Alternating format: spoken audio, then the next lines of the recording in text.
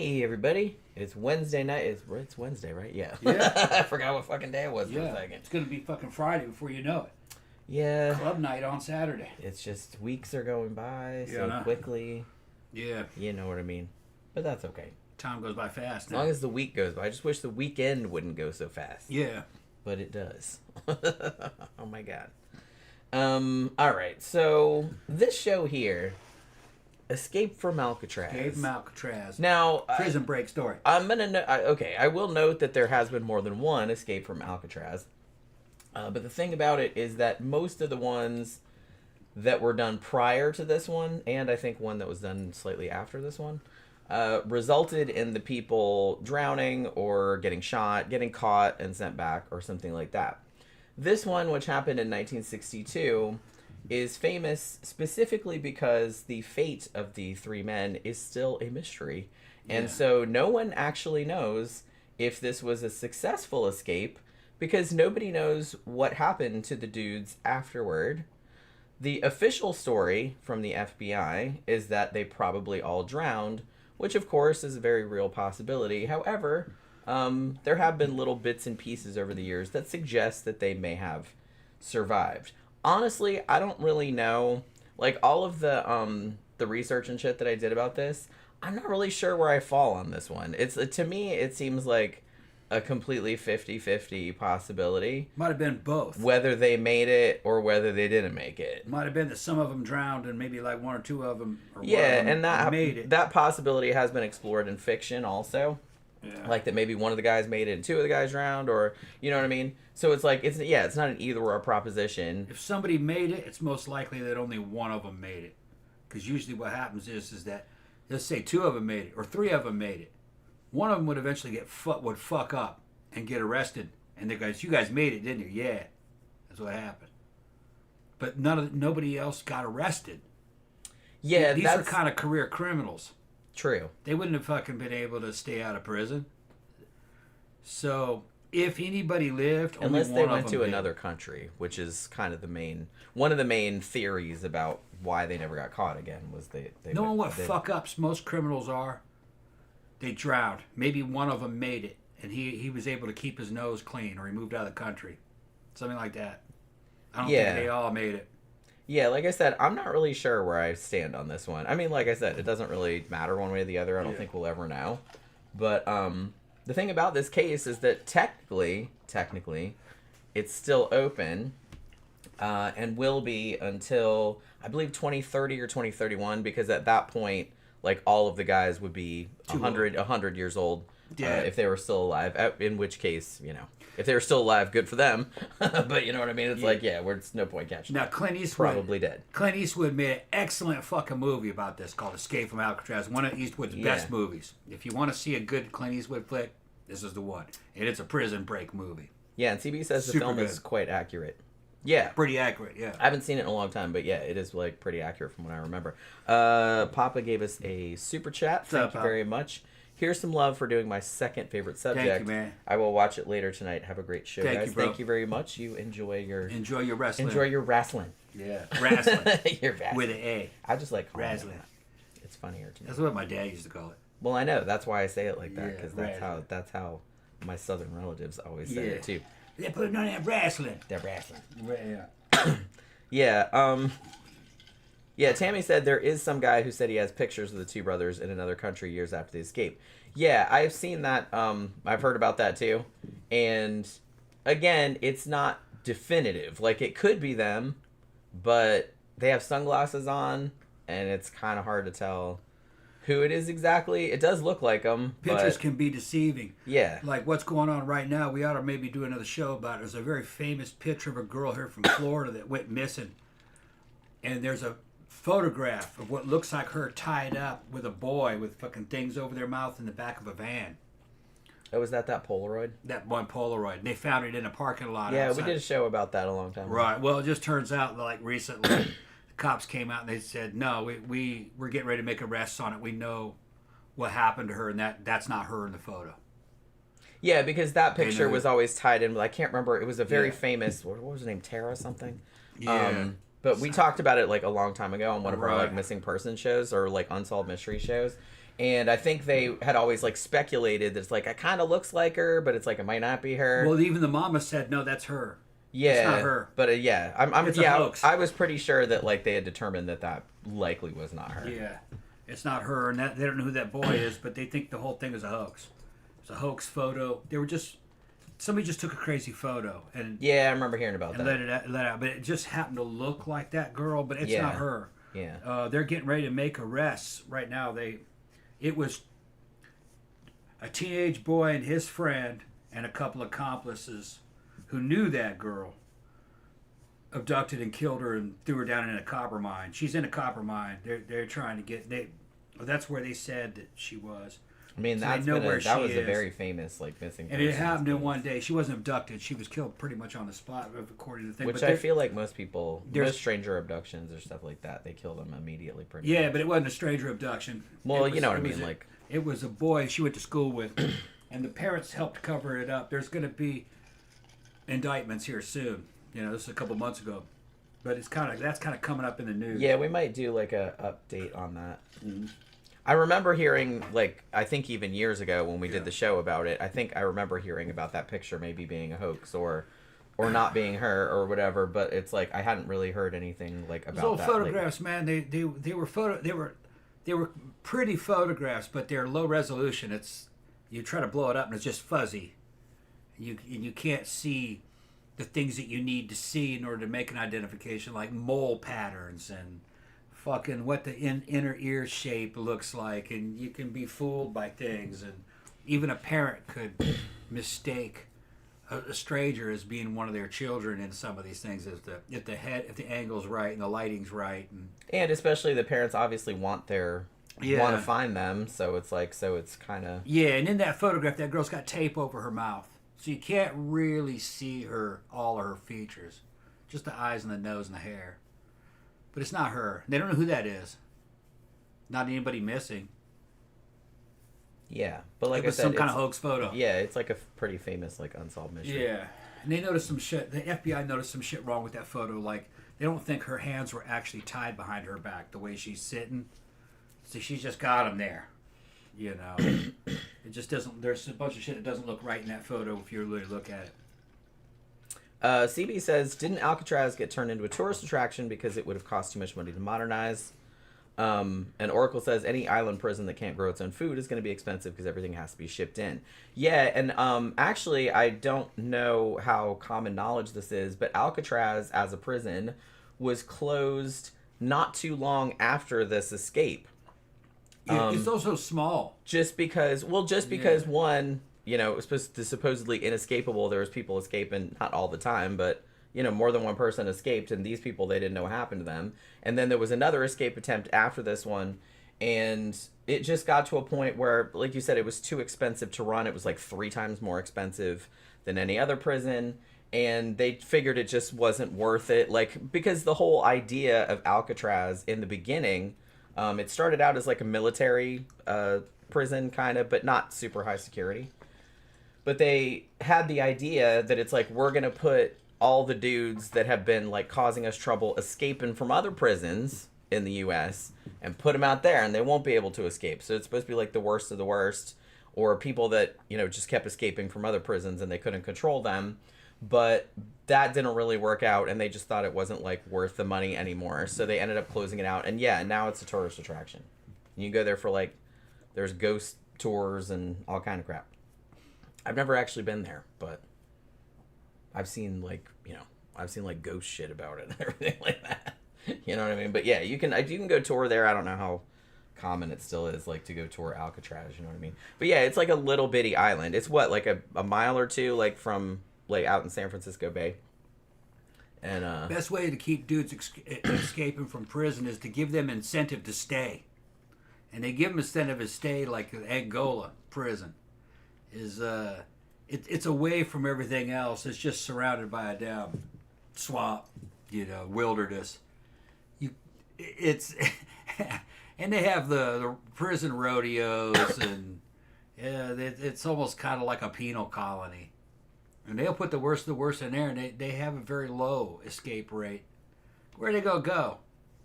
You know? Yeah, I mean that's what I kind of feel like. Yeah, if you put it out in the middle of nowhere, so even if you escape, you'll probably die, like trying to get out of the fucking wilderness. Get caught. And also make it not such a horrifying experience overall that people are gonna want to escape. Yeah, they got privileges and shit in there. You know, they have something to shoot for. They can become trustees, drive trucks and shit. Now it's on the compound, but you know. It's evidently set up as like a bunch of little prisons in a prison-type city with fences around it. But they're walking around free. But you can't go anywhere. It's just, you know what I mean? There's nowhere to go. Well, in theory, that's kind of what Alcatraz was supposed to be too. Now, even though it's only a mile or two from shore, from San Francisco, the waters around Alcatraz are famously quite cold and pretty rough. Like it has like a pretty heavy like undercurrent. And indeed, some prisoners that did manage to get out of the prison itself without getting shot and got into the water did drown. Like they know that because they found some of their bodies. I will note that one guy, I can't remember what his name was, but he actually he swam and he made it. Yeah. But when he got to the shore, he was so hypothermic that he got caught and like sent back because like a couple of kids found him and he was like, you know, he was like fucking dying or whatever. So they actually just sent him back to the prison. One guy escaped and he like got on a ship, like he was in a disguise and he got on a ship, but he thought the ship was going like the opposite way and they were like, hey, who's this dude? And like they took him back to the prison. So some people actually have gotten out of the prison, but unless these guys made it, if these guys made it, then they would be the only people that successfully escaped entirely from Alcatraz. But like I said, I'm not really sure. I don't know. Maybe they made it like, okay, so a couple years back, well, it was more than a couple years. It was a while back. Mythbusters recreated the escape to see if it was possible, and they made it. And it has been done, like other groups have done it too. Like making the raft the same way they made it, like going out at the same time of year and the same time of day and all this other kind of shit. And they made it too. So it's not impossible if the conditions were right. And some people have just made it like swimming. Like, and these dudes had raft. Yeah. The problem is that the main part of the challenge for these convicts is not making it out. That's not the main challenge. The main challenge is reincorporating yourself back into society for any length of time and not getting caught for some other crime that you committed. Yeah. And they would have gotten involved in some other shit, or they would have been living in a certain way where eventually they'd have come up on a police radar and they go, "You're that motherfucker who escaped from Alcatraz 20 years ago." It's like, oh, I'm gonna get so many medals if I that's if what I catch happened. you and bring you back to the authorities. That's the real challenge. That's what I'm saying. It's like, in some ways, unless they had people helping them, or they got out of the country. But even getting out of the country, they'd get in trouble in the new country that they were in. Probably. They'd have a hard time. That's one of the main things, like the people that think that they probably drowned. That's kind of one of the main things they point out. They're like, look, if they made it, you'd think they would have got caught doing some other shit, and none of them ever did. Yeah. Which is very sus. And the thing about it's possible, it's not impossible, but I'm just saying that these three guys, they weren't murderers or nothing like that. They were mostly kind of petty criminals. And they were habitual, though. They were habitual, like, petty criminals. Like, larceny, that kind of shit. Bank robbery, that kind of crap. Like I said, they weren't serial killers or nothing like that. But they were criminals since they were, like, kids. And that's kind of like all they knew how to do. Yeah, the skills you need to reincorporate yourself back into society for any length of time and to evade fucking being picked up by the cops. Fake identities, all that. They would have had to have somebody on the outside helping them. I just don't think they would have been able to do I mean, they did plan this shit for a while. It was a good plan. I mean, I thought it was a pretty good plan. It worked.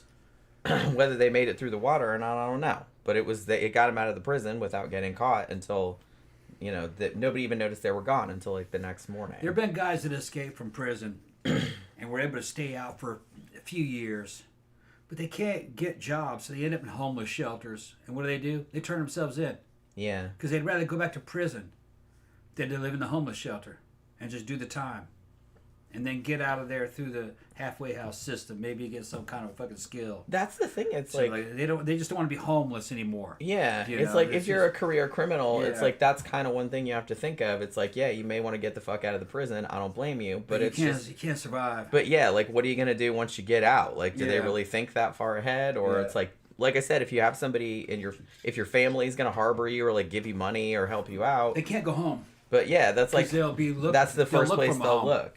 It's If- like you need somebody that's gonna help you on the outside. And if they had any relatives that they were still had a good enough relationship with where they can go back to them, they can't go there. When you Yeah. go back to your mom's house, yeah, it's the first cops place will they're be gonna waiting for look. you. They'll be waiting for you there. Yeah. So, like I said, if these guys did make it out, which maybe they did, I don't know. But if they did, they probably planned some shit way ahead and probably went to another country. That would be the only I way would that think. they went to another country. Because a lot of the sightings of them were in Brazil. Okay. So a lot of people speculated that they went to Brazil. Brazil had an extradition, though, I think. They did, and but like I said, but there were sightings of them there. Yeah. So, I lived in Brazil for a total of like about 7 years, so in São Paulo. So, I know the area. It'd be hard for American who doesn't have a certain level of sophistication to really integrate there rapidly. It would take years, and I'm not sure they could survive the years it takes to learn Portuguese and get jobs and to evade fucking detection. And it might have been, I don't know if it would have been. I mean, Americans this was, stick out like a sore thumb in South America. and you have to think too, this is the early 60s, so I don't know Yeah. if that would have made it easier or harder. It made it harder, I think. I don't know. Like I said, it's just kind of like, I don't know. Like I've seen, I was watching different documentaries of like some people, like there was one guy, like a South African guy, it was like, oh, they absolutely got out. Like it's dumb to think that they drowned. And then there's other ones saying the official story being like, nah, they probably drowned. But they never did find their bodies. And they did find the bodies of some people that escaped and drowned, like just because of the. There's this North American fucking boneheaded fucking thinking that if you can go south of the border, you're free. No, you're not. They got cops there too. I mean, they know what a there's, fugitive like, is. Interpol and stuff. They'd be like, if Brazil would be like, wait, hold on, you're an escaped bank robber from the United States? Get the fuck out of here. You're under arrest, bitch. That's what would happen. I know some countries don't have extradition, but most of them do. I mean, as far as I'm aware. Cops are cops. They're cops no matter what country they're in. If they can get arrest credits and fucking, that helps their career. Yeah, they're going to be like, you're going back to the United States. I got me an arrest. Ooh, I got an American I got an criminal. American fucking prison. That's what would happen. Yeah. I know, they'd be lining up to the arrest. Yeah. And then they'd fucking call the fucking local prosecutor, and the DA would be on your ass, and they'd be fucking trying to fucking work out extradition, and they'd probably get paid to return you back to America. So no, I feel like you're a not lot free because you're in South or Central America, like they're savages or something. You know what I mean? Like, oh yeah, I'm out of civilization now. No, they got fucking a system there too. Yeah, it's just a fucking country. It's just another country. A lot of ways same as this country. Yeah, it's not fucking 1833. That's what I mean. Maybe Okay. maybe then, in the 19th century you could do that. Yeah, but it's not. It's not like that anymore. Not anymore. I'm sorry. They're gonna put out, especially if you did something really bad. Yeah, all that running south of the border. That's 1800s talk. Yeah, but I still hear like people doing it. Yeah. Or like talking about it. Well, I'm gonna go to Mexico. Yeah. Like, yeah, they're still gonna catch your There may stupid be ass. some stipulations. Like I know there was a bank robber that once made it to Brazil, but by the time he came out, he was an American bank. Statutes of limitations had passed. Yeah. And there were some Brazilian laws saying what was too long ago. And I think statutes of limitation for the bank robbery that he committed had gone by. So he wasn't really wanted anymore. But I'm not sure those laws still exist. That was like a robbery like that he did back in the 60s. Yeah, that would. I'm not really that's sure still what the around. statute of limitations Limitations are is. on It probably shit like varies from state to state, I would Yeah. imagine. Obviously, the less violent or whatever the crime was, the less. But I kind of feel like the trend has been toward like making the statute of limitations longer on most crimes. But so I don't really know. And like I said, that's going to differ from state to state and also country to country, I would imagine. I remember writing about a case in one of my books that was, I want to say it was Japan, but it might have been Korea. I can't remember. And for a while, I don't know if this is still the case, but for a while, they even had a statute of limitations on murder. Yeah, on some shit. And I was just kind of like, you've got to be fucking kidding me with that. And it wasn't that long. It was only like 25 years or something. Yeah, well, that's one of the problems. I think that was a while ago, though. That's one of the problems with a lot of that Epstein Island shit that went down. Even if they had that stuff on video, the statutes of limitations for that particular offense would have lapsed by now on a lot of it. See, and that's some bullshit, right? And then you can't prosecute because it's been too long. So shit like that should not have a statute of limitations. Well, you would think that if it was on video, yeah, that's what I mean. That it wouldn't matter. It's like clearly they did it. Evidently, well, you see, they would look at it as underage prostitution. That's how they would fucking qualify it, is that underage prostitution is how they would. And I think the statute of limitation probably only be a couple years on some shit like that. See, that's fucked up. Yeah. But like I said, I don't know what the laws are now. I'd be curious to like see like what the statute. I'm sure Wikipedia has like a list or something like that. Tiggly Toot says, Tom, how many black wife beaters do you own? Oh, shit ton. I got a shit ton. A whole bunch. Well, whole bunch. we buy them. We buy them in bulk. Yeah. Because we print them. We made that one. Yeah. Like that one's kind of old, so it's a little bit faded. It's kind of falling apart. But it's like that's for what do you call it? Obscura Undead. Undead. It's like a goth, like a radio show.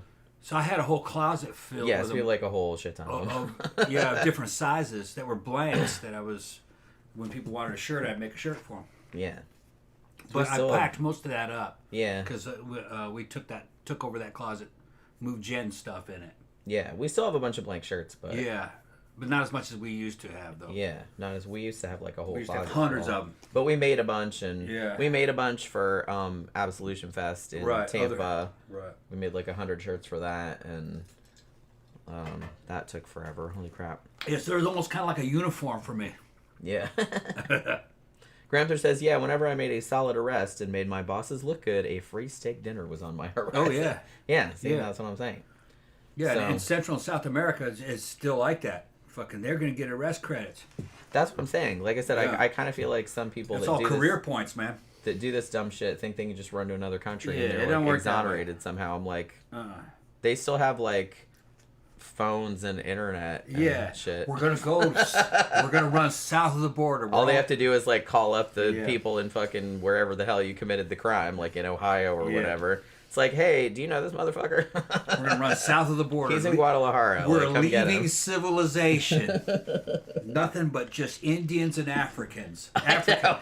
Yeah, it's like, what century? That's another thing. But fucking is that when I was moving to Brazil, I'd tell some of my redneck family members, fucking, I don't say that I'm a redneck too, and I'm just saying that didn't know anything about South America. When you talk about Brazil, they thought that was somewhere in Africa.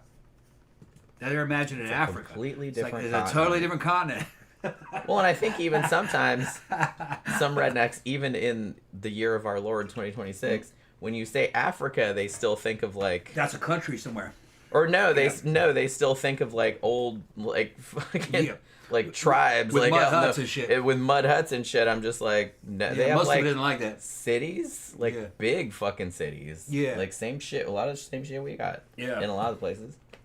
You know what I mean? Some places are falling apart. Some places are growing. It just depends just on like everywhere else. You know. Yeah. Just there's probably people living in mud huts in the fucking Ozarks in the United States. So, you know what I mean? Just depends on where I don't know about that anymore. I'm just saying, just for mode of comparison. Tammy said used to make shirts for us to buy on the show. Yeah, we haven't made any in a while. I probably need to get around to designing some new ones. But that's Twiggly too. No, that's Tammy said that. Tammy said it. Okay. Tiggly Toot said just don't wear the kind where your nipples hang out. Oh no, I don't wear it. She was the one who was posting all them stripper videos. Who was? Tiggly. She was on her Instagram with her lit up fucking stripper shoes and shit. She got doing the pole workout. It looked cool. It looked good. Woman your age, doing good. Yeah, that sounded a little sounded a little judgmental. She's our age. She's our age. Nothing wrong with that. Yeah, she's in good shape, man. Fucking, that's how she works out. Yeah, do it. Yeah, working out keeps you young. There's a scientific fact. To a large degree, it does. Yeah. Gramster says Cape Town is modern as fuck and beautiful too. Yeah, I mean, it's like, I don't think people, if you showed people a picture, I think most Americans would be like, think that was someplace else. Tiggly Toot said with the shirts with the nipples, she said just as much as I hate men wearing flip-flops. Yeah, no, fuck flip-flops. Yeah, I'm not a fan. Horrible. And the shower shoes. Those little slippers and shit. Yeah, not a fan. Yeah. No, men should be wearing boots. Get some real shoes. You know what I mean? Boots. I get it. And look, we live in Florida and it's hot as balls down here. Even I don't wear fucking flip-flops, okay? Yeah. Like, I got some cool, like, gothed out sandals and stuff, but it's like they're not flip-flops. No, they got I don't want heels that. and I don't shit. want that thong shit between my toes. No. Fuck Yeah, and I'm totally a boot dude. I would wear boots with a suit. I would just wear them fucking 60s fucking ankle boots. Yeah, there you go. You know, that's what I would wear. I don't like I think that would look pretty any cool. of those little fucking shoes or slippers and shit like that. I don't like the men's dress shoes, like just the standard. I don't really it's like too those. low testosterone looking. I just think they're ugly. They're fucking ugly. They're not very They're not aesthetically- manly. They're not very Now back in the aesthetically pleasing. '60s, those '60s like ankle boots the dudes had that had the zipper on the side, that looked cool. Yeah, I don't mind those. You know, the kind of square toed that looked cool. In general, men's clothes are pretty boring, even nowadays. I mean, it's better than it used to be, I guess, but it's just like even now, Shit. a lot of men's clothes are really boring, and not very. Well, that's because most dudes don't look like nothing, so they you know. Well, yeah, that's what I mean. It's like you they can't don't wear anything They because don't you really don't look like nothing. They You don't gotta- really think you about gotta it. hide it. You gotta hide. There's like, what nah, you I just want a look big like. baggy T-shirt and Big cargo bag to shorts, with the and belly and a and pair the of fucking Crocs. and the Crocs and the fucking long big shorts that go down past your knee. You look like a child. Look like a large toddler walking around. Like a square toddler, like a SpongeBob SquarePants toddler Yeah. clothes. That's where a lot of them look like. I'd say it's not so much square. They kind of just more like an egg on legs. Egg on legs. Yeah, Egg that's on good. That's a legs. good way to look at it. Yeah. That's what I'm gonna start calling them. Yeah. I just made that up. Yeah. Tiggly Toot said, I'm 38. Okay, so you're actually like quite a bit younger. Okay. Yeah. Yeah. You are the one that was posting the, because you got several different names. You're the one doing the pole doing the pole exercises.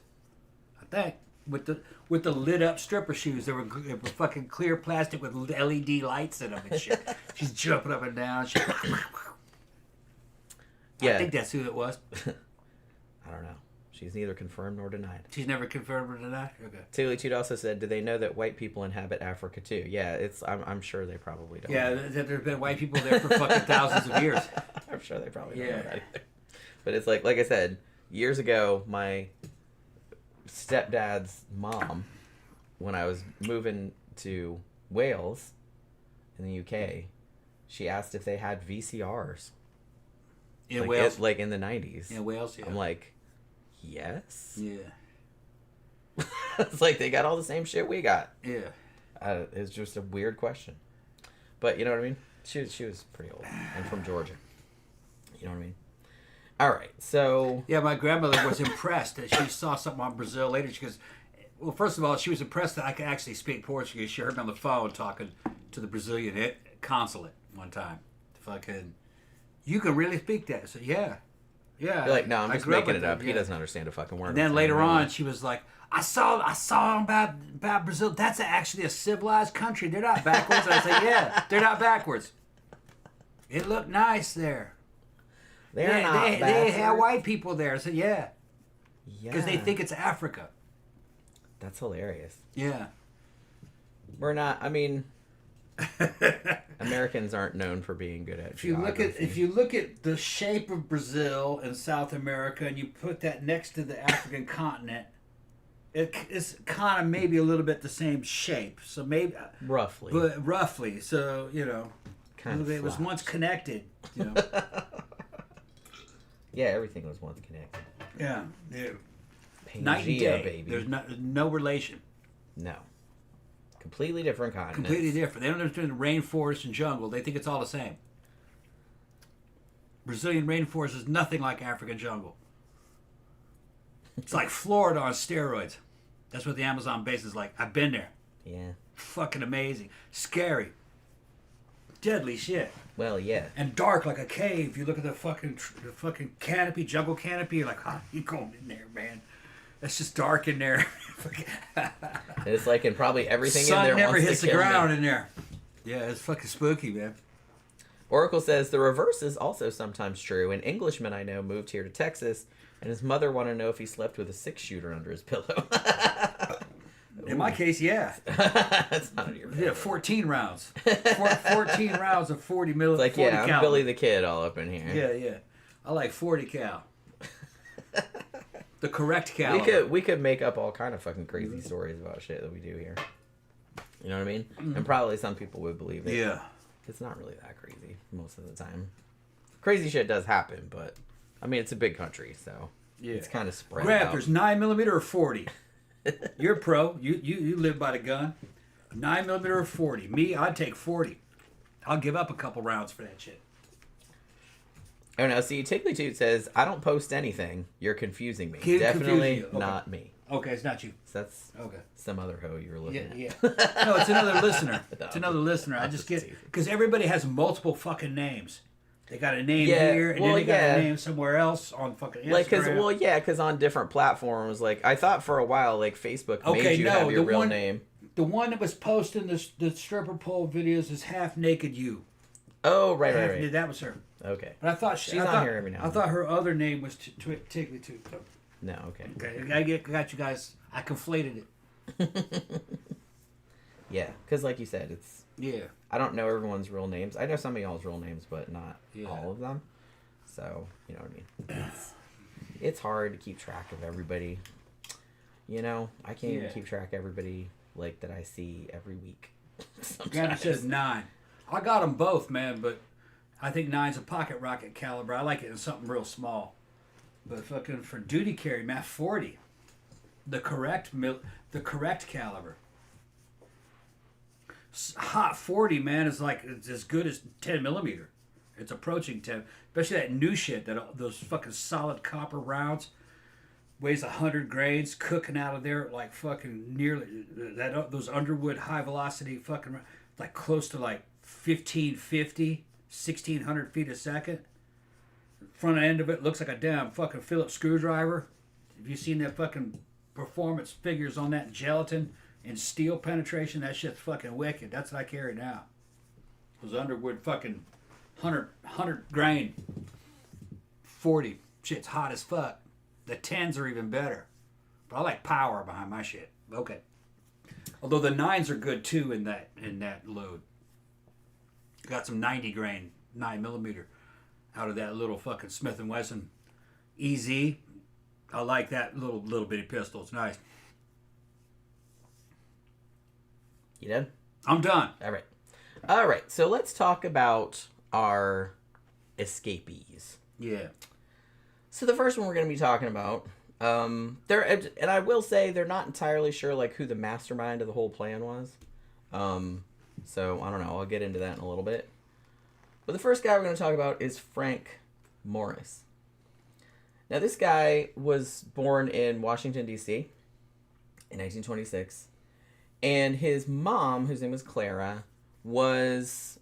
I'm not sure how young she was when she had him, but she was a runaway. And she was not real... she was a little neglectful, I'm going to say. And her and Frank did not get along. She actually named him after a dude that she was possibly dating that she said she'd married, but I don't know if she really legally did or not. He was not the dad, though. Now, when he was a kid, his mom actually put him in an orphanage, or he was taken away and put in an orphanage. So, like I said, not a great home situation. She did visit him a couple times a week, but, you know, like I said, they didn't get along. And the thing about Frank is that he was super intelligent. as in they did IQ tests on him and shit like that. He had a 133 IQ, which is top 2 percentile globally. So he was very clever. However, he was obviously, probably because of his childhood and his background, little bit of a criminal from a pretty young age. They said even when he was little, like when he was like 6 years old, he would steal shit, like from the other kids at school and like other kids at the orphanage and shit like that. Like take their change and take their lunch and crap like that. Now, at some point when he was like 11 years old, either his mom died or just didn't visit him anymore. I'm not real clear about it. He told everybody that he was an orphan, that his parents died when he was 11 years old, but I don't know if he just told people that. You know what I mean? So after that point, he was just kind of in and out of foster homes. And he was actually convicted for the first time when he was 13 years old. And throughout his teenage years, he got in trouble numerous times. So like I said, this is a kid that really had kind of a shit start in life and just started a criminal career very, very young. Nothing super, super major. It's a narcotics possession, robbery, that kind of stuff, like when he was a teenager. So he was kind of in and out of jail, you know, juvenile detention, things of that nature. He also was arrested for grand larceny in Miami, car theft. He did a couple armed robberies, shit like that. Now, he served time in a bunch of different states, Georgia, Florida, and he actually got convicted of robbery and was sent to the Louisiana State Penitentiary. He got 10 years for that, and I think there was also marijuana possession as well. So from there, in 1955, him and another inmate named William Martin escaped from Louisiana State Penitentiary. And they got out, and they hitchhiked, and they got picked up by this farmer, and the farmer, like, let them out near Baton Rouge. Now, they were actually out for a few months. They went to New Orleans, and they got caught again when they were first, like, casing this bank that they were going to rob. And then they didn't do that, but then they went up to Kansas City. And in Kansas City, Frank Morris got recaptured while he was committing yet another burglary. And this is the point where he was sent to Alcatraz. And that was January 18th, 1960. Because, like I said, he was a career criminal and he had escaped from another prison previously. And that was what Alcatraz had been specifically built for. Like, people that you couldn't really do anything with. They kept escaping from other prisons. They kept committing crimes no matter how many times you arrested them. And that's just where they were going to put you. So he eventually did get sent there. So, then you had the other two guys who did this escape were brothers, John and Clarence Anglin. Now, they were originally from Georgia, and they came from a huge family. It was them, and they had 11 siblings. And their parents were, like, farm workers. And they would go back and forth. Like, they lived in Ruskin, Florida, like, not too far from Tampa. And, you know, they would go pick tomatoes and shit like that. So it was kind of seasonal. And then, like, in other months, they would go, like, up to Michigan and, like, pick other crops, like cherries and shit like that. Now, these two brothers were very close when they were kids. And one thing that gets brought up a lot, especially in light of the escape, the later Alcatraz escape, is that the two boys were really, really, really good swimmers, and often swam in Lake Michigan, which is cold as fuck. Like, well, there was like ice floating around on it. And so a lot of people have pointed to that. It's like these kids were really, like, they did that like pretty much their whole childhood. So they were really good swimmers and could swim in really cold water, like they were used to it. And that's one thing that a lot of people bring up, like when they're talking about, you know, maybe they made it or whatever. So these two kids Clarence was 14 and he was breaking into like a gas station. And then him and his brother started like robbing banks, shit like that. I don't know if this is the case, but they said they only used a weapon one time and it was actually a toy gun. I don't know if that's true. That's what they said. That was like during a bank robbery that they did. I don't know if they were just trying to make themselves like seem like they weren't so bad or something. It's like, we never used a weapon. We just like, we just used a toy gun one time. I don't know if that's true. Now, well, a lot of times a professional will do that. Yeah, I mean, you get less. You get less time if you get caught, because they can't call it armed robbery. You weren't armed. Yeah, I mean, technically. You're right. So, which I think the law does that on purpose to encourage that over fucking carrying a real weapon. Well, yeah, because it's much less likely that anyone's going to get hurt. Less likely you get somebody killed, right? Yeah. So they say, okay, if you take that path, then we'll give you less time when we catch you. It is. I always thought it was kind of more the smarter thing to do, and like I said, as we've talked about when we talked about Dog Day Afternoon, that bank robbery, it's generally better if you're gonna do a bank robbery, like don't do that. But if you are, like, it's better to just do a note job. Do a note job, yeah. And say you have a gun, but don't like take one with you. They're instructed to give you the money. Because then, because like I said, no one wants to get shot over money. It's insured. And so when you get caught, you will get caught. But yeah. Eventually. But when you get caught, you will do less time for that. It's not armed robbery. So to me, it just seems like if you're gonna do that, like that seems like the smarter way to go. Like I said, less likely that something bad's gonna happen. Yeah, and they do that. They do that shit on purpose. You don't want to be too hard on crime, like make everything the maximum, because then the criminal. It's not like he's not gonna not steal. He's going to say, okay, then I'm going to kill every witness that sees me. Yeah, because why not? Because why not? It's the same penalty. It's the same penalty either way. Right. So you want to give the professional criminal a choice, and you want him to choose towards less violence, less risk to the public, less risk to law enforcement. That way when a cop shows up, he's like, well, I'm not going to resist arrest and kill this cop because that's life. Yeah. And if he arrests me, I'm only looking at 3 or 4 years anyway. Yeah. I'll be out. I'll only be 32 by the time I'm out. And we'll just do that. So you want to give them...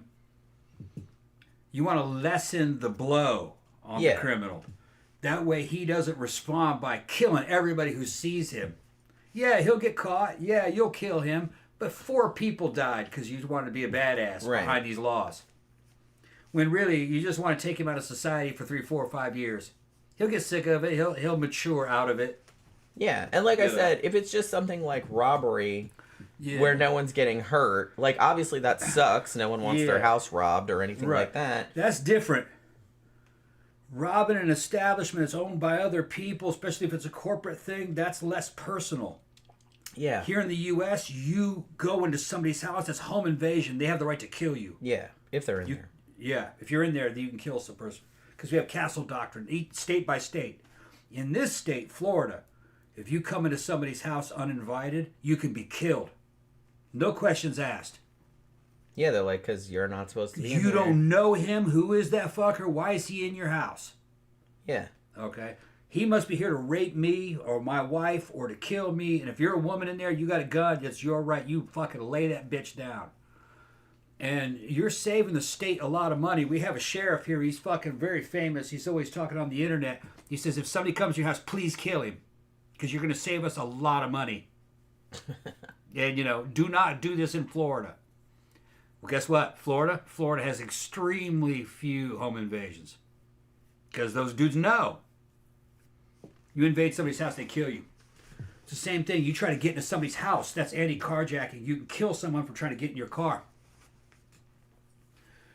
Think about it. That's what you want. Your wife's in her car safe with your kid, your baby. She's got a little fucking 9mm or something. Now, there's legal ways and illegal ways of carrying that in a car. It's got to be in a holster. But it can be within arm's reach. Dude tries to get in your fucking car, blast his ass. He's a threat. You can't have him walking around fucking society. Why is he trying to get into a car?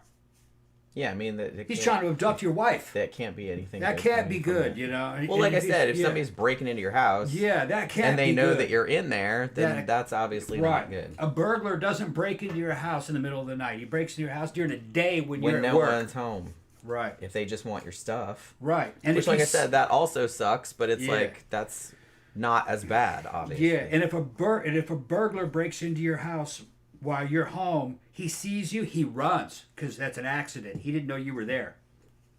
Okay. And if that motherfucker turns on you and attacks, they're trying to rape you and then kill you. If they've come into your house, you must assume that they're trying to kill you. Why should you ever risk yourself and your own life trying to figure out what some other motherfucker's trying to do? You know what I mean? He's in your house. You didn't choose this. You see that bitch in your house, you kill him. You call the cops. Bitch in my house. Oh, yeah. I can only assume the worst. I'm not going to fucking risk myself over this asshole. Crazy? Happens all the time here. They had one where the woman was fucking hiding in a little boy, too. Same thing. They did what their daddy told them. Both the boy and the woman. These are two different sets. They got the gun and ran in the closet. Dude opened the closet. She and the little boy, two different cases, blasted him. Pow! Right in the chest. He was a burglar. But how are you supposed to know? Well, yeah. You know? Just hide in the closet and wait till that bitch open the door and just fucking let him have it. Little boy shot him with a fucking 357 Magnum revolver right in the fucking chest. The woman shot him with a fucking 12 gauge fucking shotgun. Probably double out buck fucked his day up. At point blank. Ooh. It's like having somebody forced a fist through your chest. All those little pellets. So, you know, that's just how we roll here. And therefore, there's very few home invasions and very few carjackings. CB says, speaking of prisoners, Jenny, did you see that Dr. Crippen may not have killed his wife because DNA said it wasn't her body? In fact, it was male. I did not see that. Who is this? But Dr. Crippen, he was like a very famous killer in the UK. No, I know that. Did we do a show about Dr. Crippen? Yeah. Well, because CB says UK had Black Panther Donald Nielsen, an armed robber and kidnapper. He would make for a good Wednesday show. I thought we'd already done a show about him, but I know who that is. But if we haven't, I'll write that down. But I'm pretty sure that we did a show about him. It was probably a long time ago, but I will look. And I think we did one on Dr. Crippen too, because I think we did years and years ago. I'm talking. I think we did like a couple UK killers shows. Like for real, I know we've done one on Peter Sutcliffe, the Yorkshire Ripper. I know we've done him, and I'm pretty sure we've done those two, but I'm not. I'd have to go. Yeah, look, Tabby, you know what I mean? Tabby says, yeah, fucking killing people here in the U.S. The cops kill you for holding a cell phone. Yeah, we're talking about. There's a good channel called Police Activity, and it shows all the body cam footage. It's a real good channel. It behooves everyone to watch Police Activity so you can actually see the way it goes down on the street. Vast majority of it is totally understandable. Dude gets fucking shot, and you're like, well, what were you fucking thinking? Of course you got shot, stupid bitch. You can't have them just walking around. They go to jail, they come back out, eventually they just kill somebody. If you're that fucking stupid, you can't be in a civilization. If you want to call America a civilization, it probably isn't. It's more just like it's more like an arena. But there was one just the other day where a bunch of cops were closing on a dude who had a bat, and the sergeant who was in charge of him just shot the dude like 6 times right in front of everybody else. And all the other cops are like, what the fuck just happened? What did he shoot that dude for? He's on manslaughter charges now. Just shot him. Got pissed. I guess. Dude wasn't moving or anything, just had the bat. There was a big difference. That's why I'm saying if you're anywhere in the United States, if the cops fucking want to talk to you, you fucking roll over. Any resistance, you're putting your life in your hands. Why are you resisting the cops?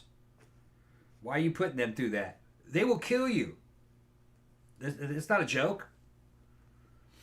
Fucking if the cops tell you to fucking pull over and step out of the car, I'm stepping out of the car. Here are my fucking hands. Yeah.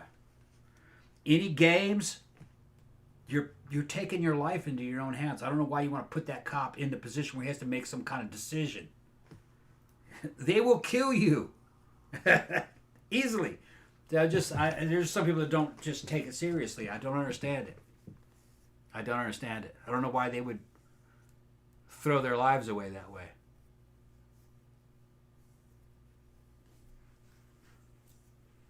Okay. All right. So where was I? Okay. So Clarence and John Anglin. That's who we were talking about. Okay. The two brothers.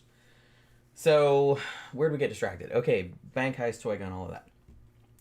So in 1958, the two brothers who would eventually do the Alcatraz escape and one of their other brothers, whose name was Alfred, they robbed a bank in Alabama, and they got 19 grand. I don't know if that was 19 grand in back then money, because holy crap, that's a lot of money, or 19 grand in today money.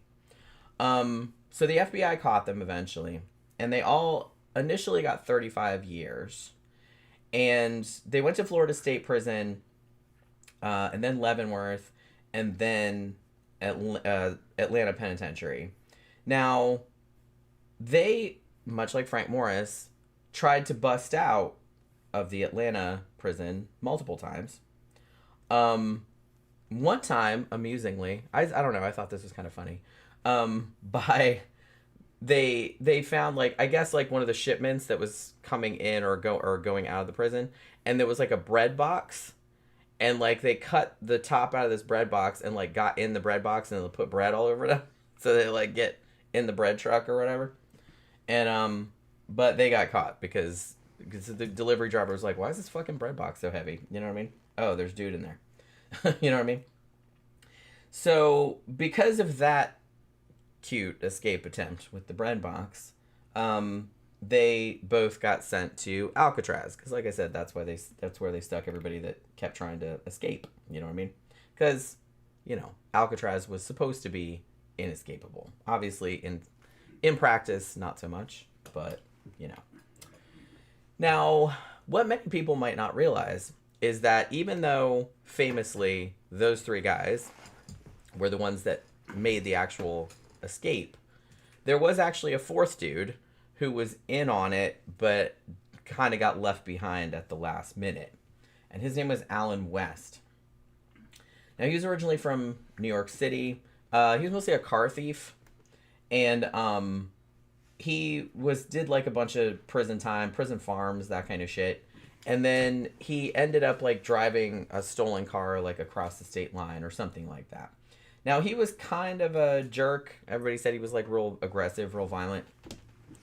And so when he was in prisons, he was usually like in isolation because the guards didn't like having to deal with him because he was kind of an asshole.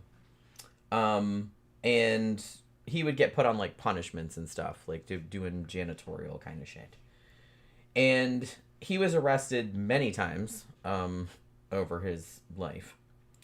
And he was also in the Atlanta Penitentiary and in Florida State Prison.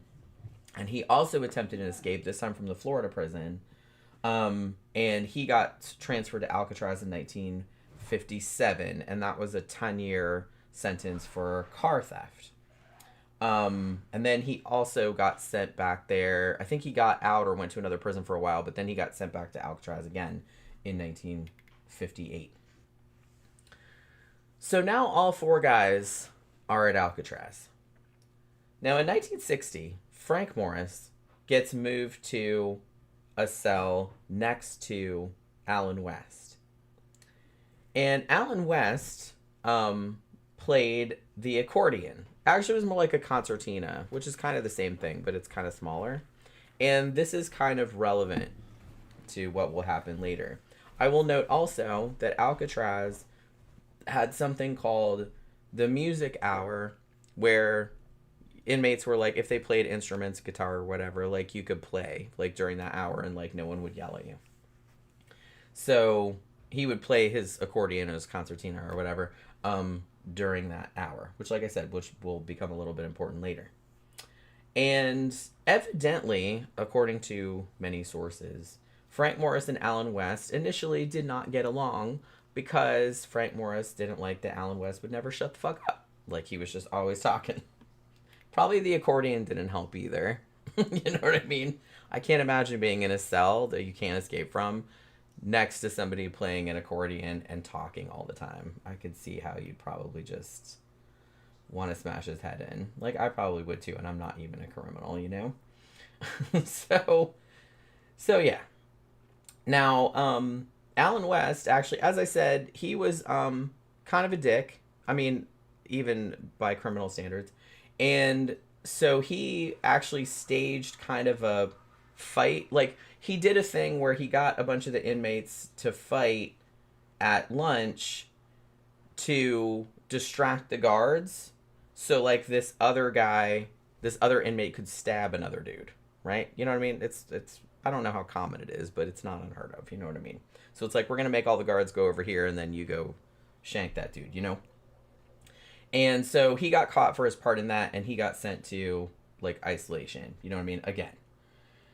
Now, they're not entirely sure when Frank Morris met John Anglin.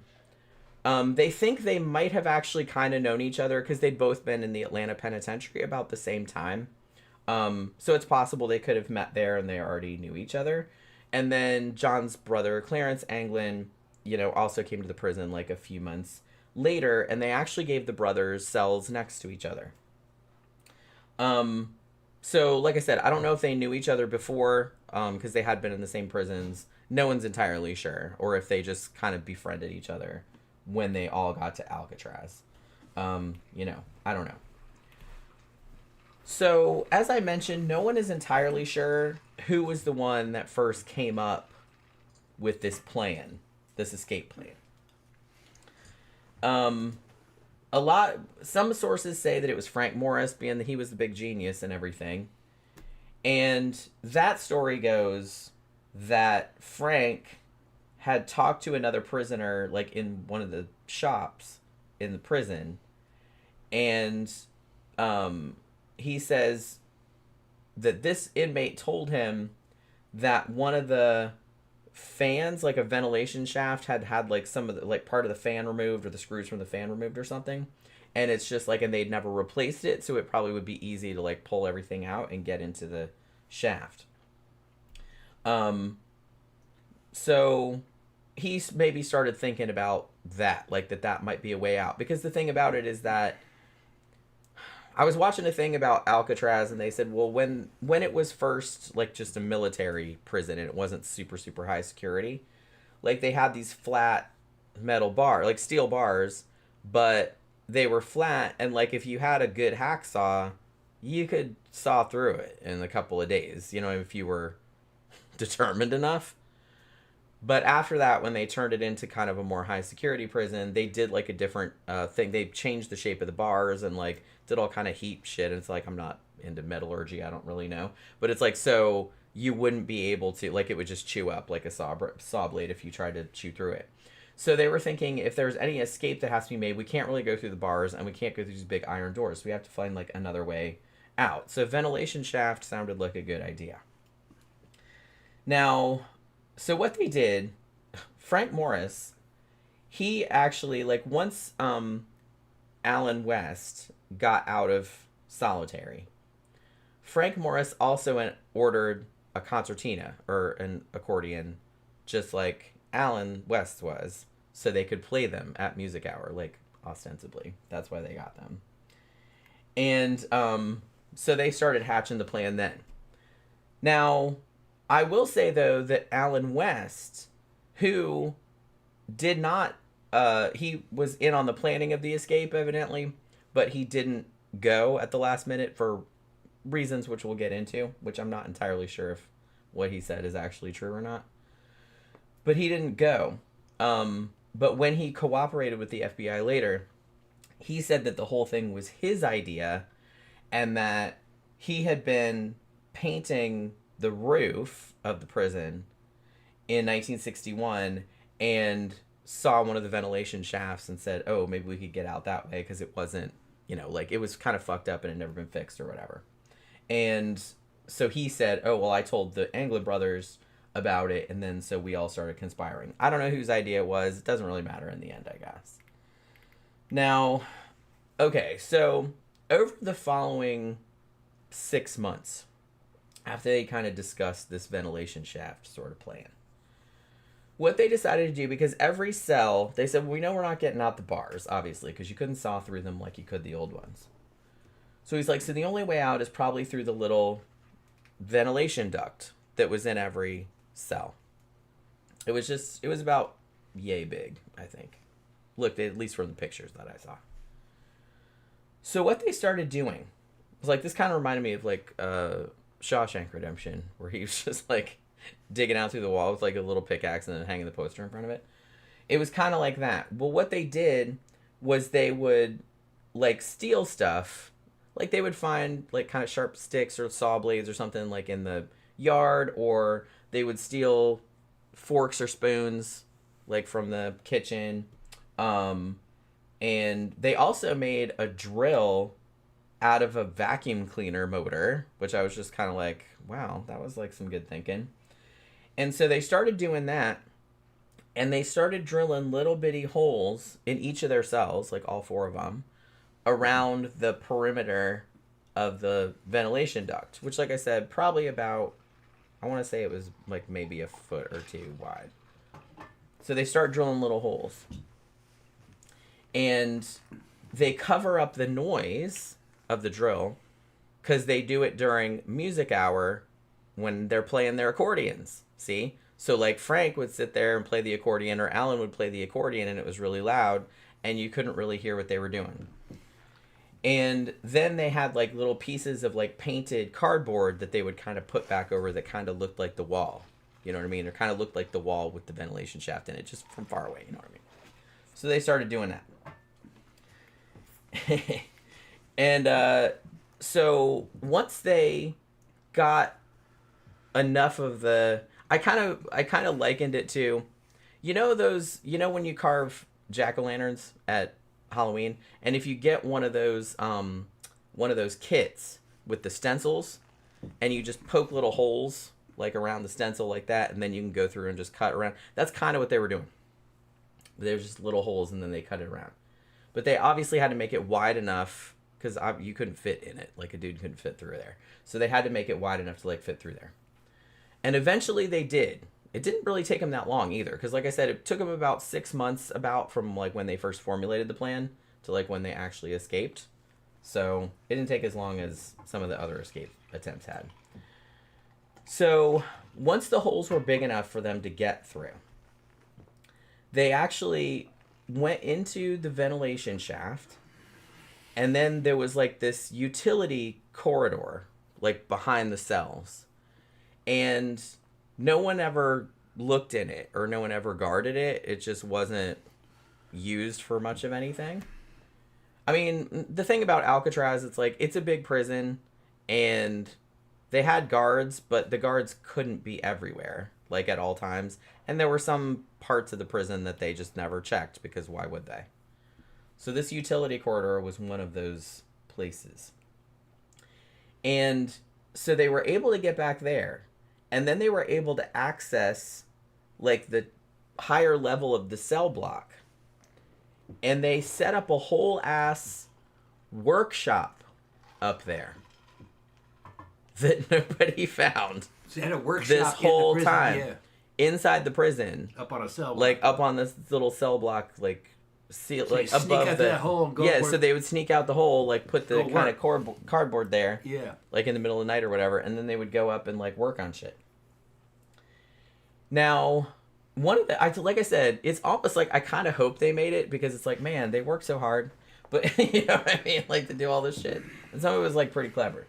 And the fact that they were just like patient and they just did all this kind of shit, it was just like kind of amusing to So me. they had time. Yeah, it's like, what else are you gonna do, right? It's Yeah. like, it's a way to like amuse yourself. Because I was thinking like this one guy that I read about that kind of, I don't remember if he like dug through a wall or something like that, but it took him like 10 years.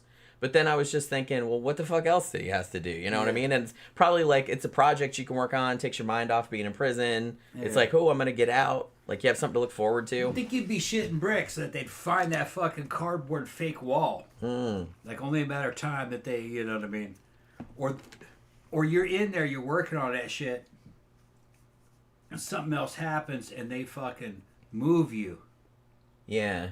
to somewhere else in the Because, prison. yeah, you'd be screwed if you got moved to another Yeah, cell. and then a new guy moves in there and they're like, what the fuck is this? Lifts up the cardboard. Yeah. Or the And then poster he of Rita says Hayworth. something. I didn't do this. This other dude did it. That wasn't me. Yeah. I wasn't trying to escape, I promise. Yeah, I only got I'm 6 a good months. I prisoner. didn't do this shit. Yeah. Yeah.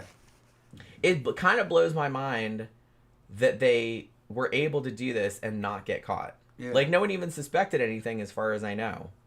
Like, that they legit drilled through the ventilation shaft, crawled through the ventilation shaft, and were going up there working on shit Yeah. for, like, months, and nobody saw them.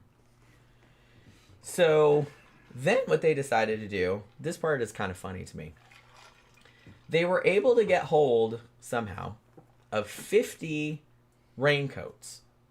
How the hell did they get hold of 50 raincoats? I don't know. That's what I'm kind of thinking. It was like, wow, like how many raincoats could there possibly be like in this fucking prison? And why was nobody suspicious? Like, bro, why do you need another raincoat? I was watching the fucking BuzzFeed Unsolved about it, and like they got stuck on that too, because he's just like, what does he just keep saying? He loses his raincoat. It's like, man, I lost another raincoat. That's 49 raincoats. And I'm like, yeah. I was like, it must have been something like. I think they were taking them from somewhere. Must have been something like they had raincoats that they issued to guards Yeah.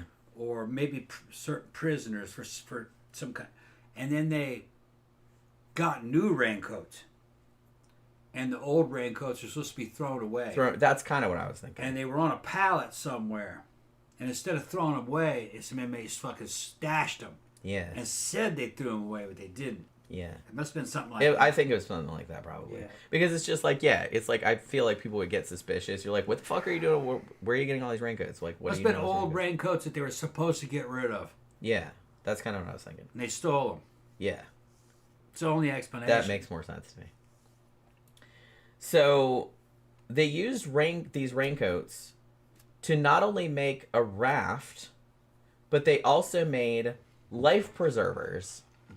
And they did it like from reading an article that was in Popular Mechanics, like about life preservers.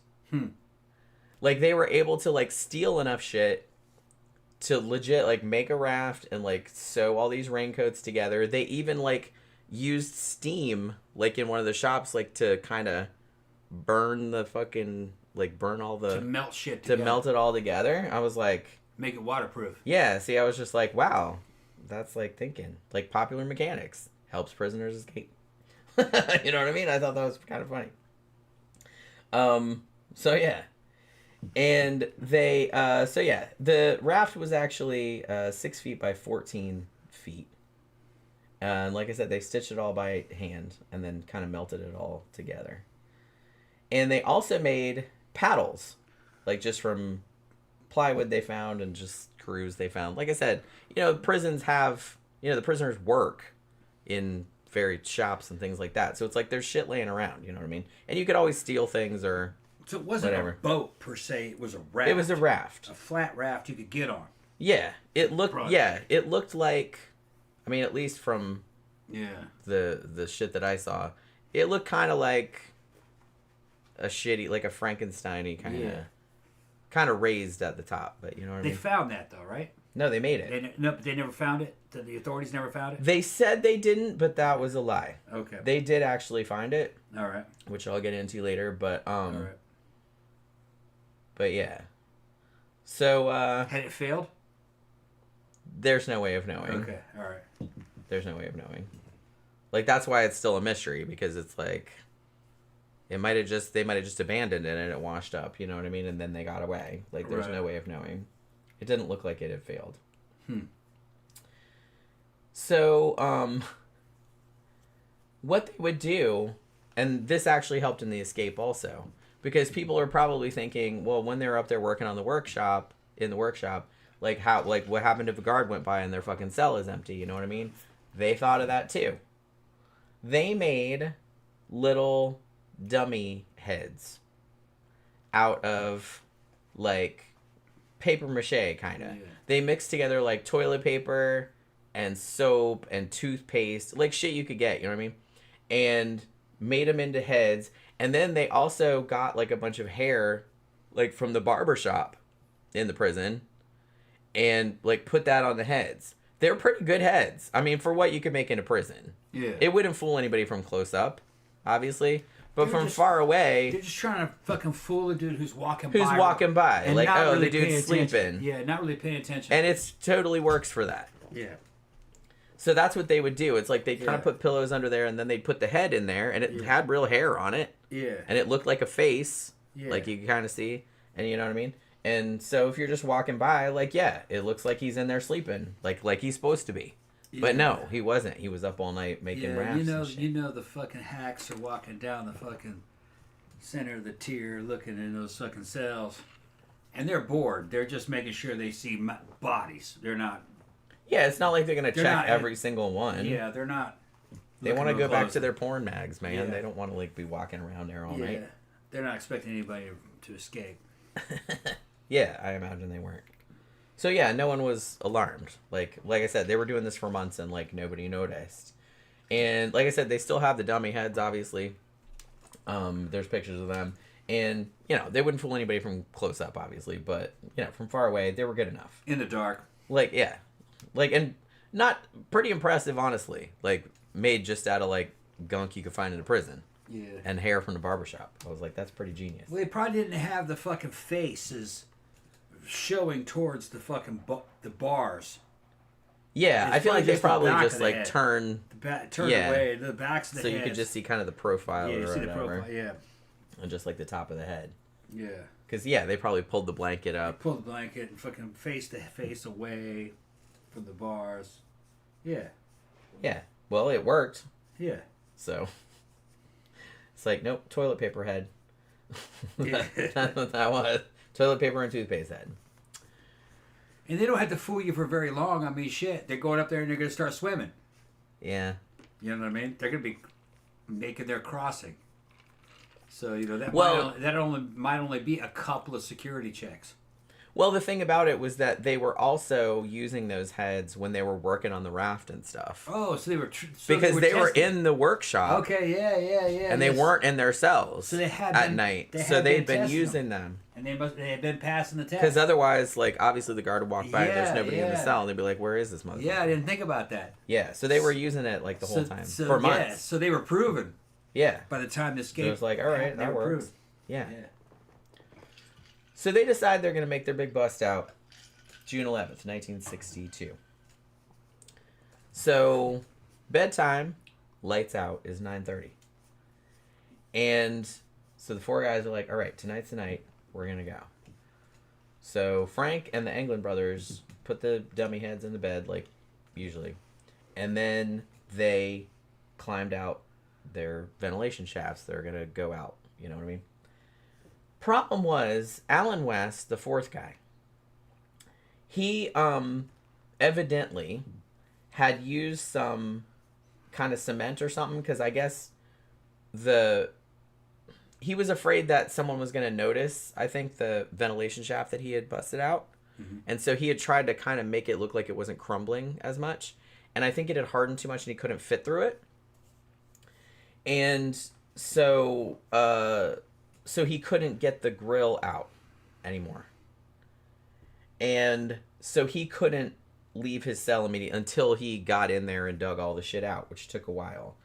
So in the meantime, Frank and the Anglin brothers not really know what was going on, but were like, fuck it, we're just going to leave him. Well, they left all the shit for him. Like, they left a paddle and a life preserver and everything like that, like, in the place where they agreed to it. But they're just like, you know, we got to go. Like, we can't, you know, if he follows us, good. If he doesn't, too bad. You know what I mean? So they left all the shit. So the three of them that are remaining, they go out, they climb up the ventilation shaft, and they get out onto the roof. Now, evidently, some of the guards later, and some of the prisoners also, did report hearing kind of a crashing sound, and that they're imagining was the top of the, the grill at the top on the roof, like pushing it out and it hitting the roof. They think that's what it was, and that was like at about 10:30 at night. But nobody did anything about it. They were just kind of like, oh well, that'll happen. It might be another guard doing that. I mean, they got lucky. Yeah. Because if they had gone up there to investigate, they'd have find them all standing there on the fucking roof like dickheads. Yeah. You know what I mean? But nobody checked, even though people heard the noise. Obviously, they thought about it later. It's like, oh, that must have been what that was. Okay. You know, because the noise was not repeated. So they had all their shit with them, and then they were on the roof, and then they had to climb down like a vent pipe about 50 feet. And then there were two 12-foot perimeter fences that were barbed wire, and they crawled over those without being seen.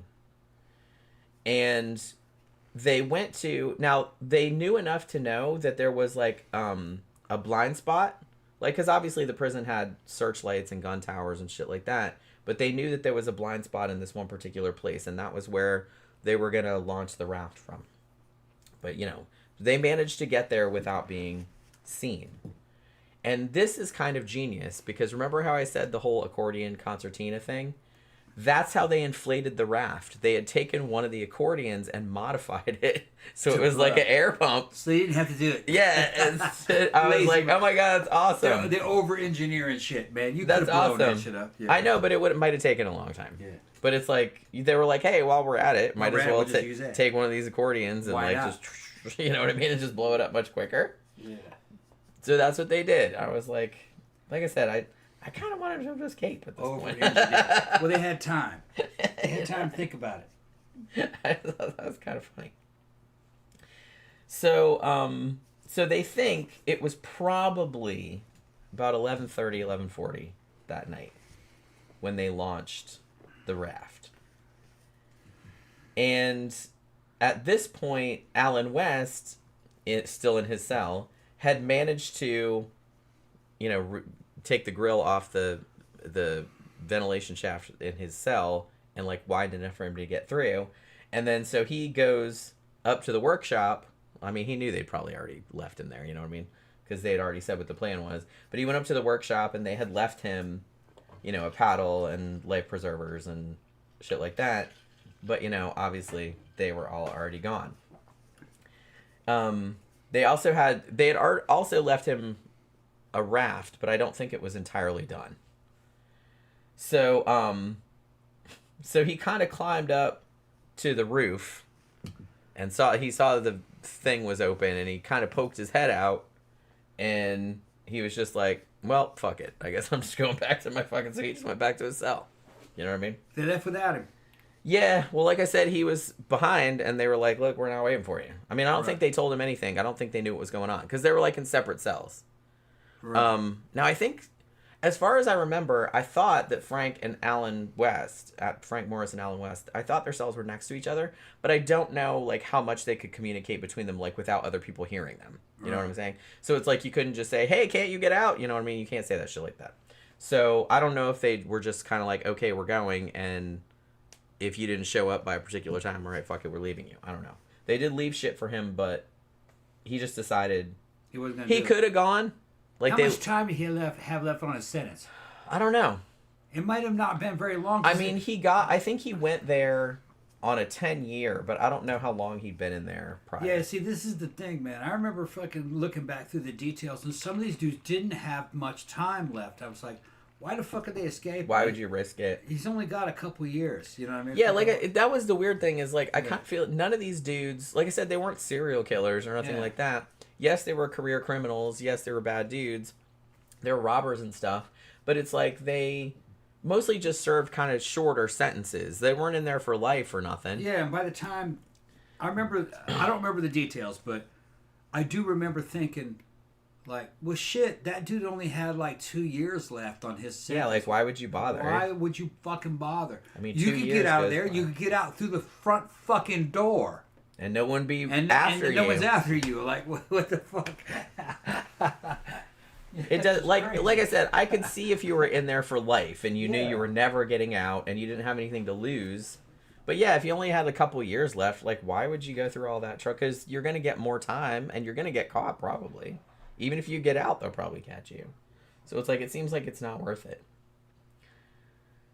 So they actually didn't find out that the dudes were gone until like 7 a.m. like the next morning, like wake up call when they're going around, turn all the lights on, waking everybody up. Here's the funny part. And I was like, man, I wish I'd been a fly on the wall when I saw this. So the guards are going by, and they notice that, like, Clarence Anglin was, I think, the first one they noticed. That it's like, the alarm or the bell had gone off or whatever. Like, everyone's supposed to get up. And it's like, man, that lazy motherfucker is still in bed. And so one of the guards, like, puts his hand through the bars to, like, kind of shake him and wake him up. And the head falls out. And the fucking fake head falls out onto the floor. The dude probably shit his pants. He's like, oh my God, I don't know my own strength. I decapitated him. But and then they were like, oh shit, that's not a real head. I don't know. That's just very funny to me. Because it's like, for a second, he might have thought, oh my God, I just knocked that dude's head off. Which is like, that's just really funny to me. So once they discovered that, they were like, that motherfucker. And then, obviously, they checked the brother's cell, which was also a fake head. And then, they found the other fake heads also, Frank Morris's and whatnot. So at this point, obviously, they're going to do, like, a massive fucking search. They bring out the helicopters and the military came out, the Coast Guard, everybody. Now, a couple days after the escape, because it happened on the night of June 11th. 3 days later, June 14th, a Coast Guard boat found a paddle about 200 yards off Angel Island. And around the same time, like, people on another boat found, like, a plastic bag, kind of, that had a wallet and, like, a list of names and addresses and pictures of, like, John and of the Anglin brothers, like, family members. And then a few days after that, on June 21st, one of the life preservers, like, it was a life vest, really. Like, it wasn't a life preserver, like a round one. It was like a life vest, you know what I mean? Like a flotation device. One of those washed up on a beach about 3 miles from the Golden Gate Bridge. And another one was found the following day, about 50 yards from Alcatraz. And the strings were still tied in the back. They were tied in the back. That's how you put it on? I guess. Like I said, I've seen pictures of it, but I'm not entirely sure, like, how it worked. So... Were they deflated? Probably, but I mean, they looked like that to me. But like I said, I've just seen the pictures, so I'm not real sure what they looked like exactly. I mean, I'm guessing they were still floating. Yeah, that's a sign that they could have slipped off of a person. See, but could these guys swim? Were they pretty good swimmers? Well, the brothers were, for sure. Yeah. I don't know about Frank, but the brothers were really good swimmers. And were used to swimming in very, very cold water. Oh, fun fact that I learned from watching a couple different Alcatraz documentaries. Because the water in San Francisco Bay is so cold, to discourage, in their mind, like, escape, they actually made the showers in Alcatraz, like, kind of hotter than usual so the prisoners wouldn't become acclimated to showering in cold water. Yeah. Like, so they wouldn't get used to it. So it's like, oh, man, this is nothing. Sounds like a pipe dream to me. But I don't know. But they did that. Yeah. They did think of doing that. Sounds like a pipe dream. But it was something that they thought of. It could have been that maybe they made it and they just slipped that shit off and just threw that shit back out in the water because you think that's what you would do. You wouldn't want to leave. You wouldn't want... Because they thought of this shit. Yeah. Okay? Because they planned it all out, every little detail. Because they had time. And they thought about, well, when we get to our location, what do we do with all the stuff? If you leave it there, now the authorities know where you landed. Yeah. So I guarantee you when they got close to the bank or whatever, they abandoned all that shit. Well, yeah, why would you take it with you? And swim the rest of the way. Why would you take it with you? Or they threw it back out into the water. And if they made it. maybe they were thinking if they made it, maybe they were thinking too. It's like, well, if we just leave it in the water, like they'll think we drowned, Yeah. Yeah, and they won't know where we landed. and they won't know where we are. Yeah, So they wouldn't know where to start the search. right.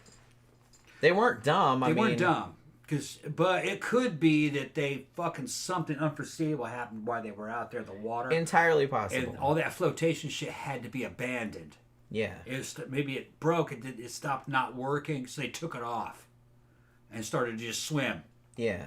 That's another possibility. That it failed out there in the water. Yeah. So they abandoned it. Because you have to remember that they didn't have a chance to test any of this stuff, the raft or the life vests. Yeah. The escape was going to be it. If it didn't work, they were going to find out right in the middle of the fucking escape, oh shit, we didn't make it right. They haven't given any details about the equipment that they had found, if it had been compromised or it broke. Not that I ever saw. It could have been that it failed out there in the water. That's entirely possible. And they took all that shit off and then swam the rest of the way. And maybe some of them made it and some of them didn't. Yeah. Because, I mean, like I said, they showed on Mythbusters and a couple of other groups have done it as well. Like, even using... I think Mythbusters tried to make the shit as close as possible to how they made it. Like, they made the shit out of the raincoats and everything. And they made it. So they were just showing that it could be done. And the thing about it is that I think every year now, they have, like, an event where you swim from Alcatraz. So it can be done. You don't even need a raft. Like, people have done it. Okay. But it's so it's not like there's bad currents or anything. I mean, there are. But it's not that bad. But yeah, but people swim it all the time. All right. Like, so it's not like it's impossible. Yeah. Like, yeah, the water's cold, and yeah, the undercurrent is bad, but it's like people swim that all the time, and very, very rarely does anybody drown. Now, a couple people did try to escape from Alcatraz, and they did drown because they found their bodies. But, like I said, these dudes had a raft. Did the raft work or not? We don't know. You know what I mean? They're not giving very many details about the condition of the raft. And at first, here was the weird thing. I kind of feel like at first the FBI said they never found the raft, but they later found out that wasn't true, that they did find the raft. I don't remember what the condition of it was. It's like farther down in my notes. They didn't want to give that information. But some people have speculated that the FBI was giving out misinformation because they didn't want people to know that the dudes had actually escaped, and like because it would make them look bad. But I don't know. Could be. And see, what I would have done is I would have had a plan that wherever we landed, once we got there, I would have made sure that the fucking raft was destroyed, so it looked like it failed, and then throw it back out in the water as a diversion. Yeah, and then some people have speculated that they did that too, because a lot of people were saying, "Oh my God, they found a plastic bag with a wallet and the Anglin brothers' pictures in it and names and addresses and stuff. They wouldn't have left that behind." I was like, yeah, but... Diversionary. It could have been diversionary, or they could have just lost it. Like, it might have just fallen off the boat, and they were like, oh, fuck it, we can't go back for that. Yeah. You know what I mean? They had time to think about all this. Right. Yeah, they were working on this plan for like 6 months. Yeah. So I'm sure they thought of... And it's several guys talking about it all day long. And people had tried to escape before. Yeah. Like, so they knew those stories...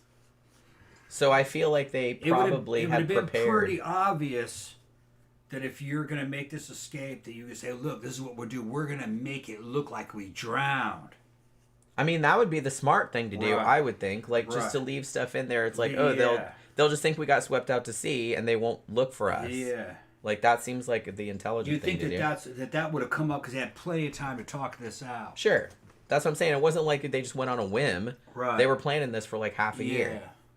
And they were probably talking about it all the time. And they were bouncing it off of each other. And they were saying, how are we going to fuck with them? And one of them was like a genius. Yeah. So I kind of feel like a lot of the shit came out. I'm not saying that they couldn't have still drowned. Obviously, that's possible. The thing against all this shit is that none of them were arrested later. That's the only thing that gives me pause. That's very strange. That would have been the hardest thing, is to keep these 3 dudes together and to keep them all out of jail. Yeah. Because chances are one of them would fuck up. Yeah, you make it through the escape mission, fucking flying colors. But then on his own, he's a fuck up. Yeah. And he's going to fuck up. And then, like, what happened to the other 2 dudes you escaped with? Well, I don't know. But they say they never did find them. Yeah. So nobody fucked up.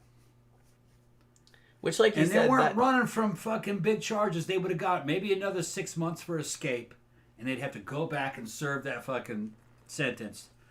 And off the top of my head, from what I remember, it was only a couple years. They didn't have a long time to do. They weren't running from big fucking like life sentences, 22 years, 15 years. I don't even think it was that. I think a lot of them had most of their sentence served when they ran. I remember looking at the numbers going, why the fuck did they run? Yeah, like I said, I could see if you thought you were never getting out. So like, why I wouldn't have ran with the numbers that they had left. Because if you only had a couple years left, I mean, yeah, it sucks being in prison, but it's like, that's not very You'd have long. been home free. You'd be able to sleep at night. Yeah, you could just live a regular, as much as you could getting out of prison, but like it no was one would be almost looking like for an you. ego escape, from what I remember. Well, these 3 guys in particular, the reason they got sent to Alcatraz in the first place, all 3 of them, is because they kept escaping from other prisons. That was kind of their thing. Is an ego escape. Yeah, they just didn't like being confined, I guess. Yes.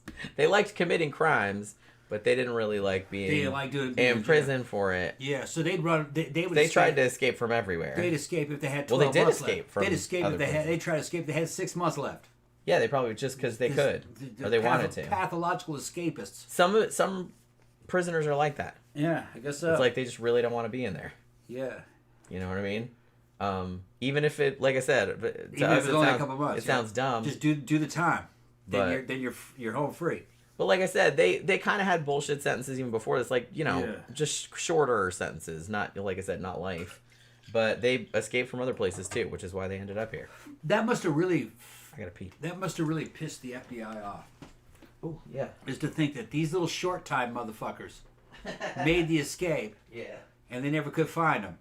Yeah, I could see how that would be like. Really Yeah. for them. Yeah, I would see that the FBI would be pissed, especially the New York prison system. These guys that only had a few. I know you guys have the internet. You guys are look up and see. Do me a favor, look up and see how much time these guys had done and what they had left. Because we did it on another show before. We did the research. This was years ago. Because this isn't the first time we talked about escape, the Alcatraz escape. And I remember thinking, like, why did they fucking run? You know what I mean? What are they running from? They didn't have that much time left to do. And I remember, like, one dude had done most of his sentence. And I was just like, why are you running? They're just going to give you more time. And you'll never be able to live in peace because they're going to be looking for you the rest of your life. And they're going to lock you up and you're going to have to do that time again. And with the bonus escape time. Could have just relaxed and fucking done your time and gotten out. And it's just not worth the fucking trouble. Not worth the fucking trouble. Let's see what everybody's saying. Yeah.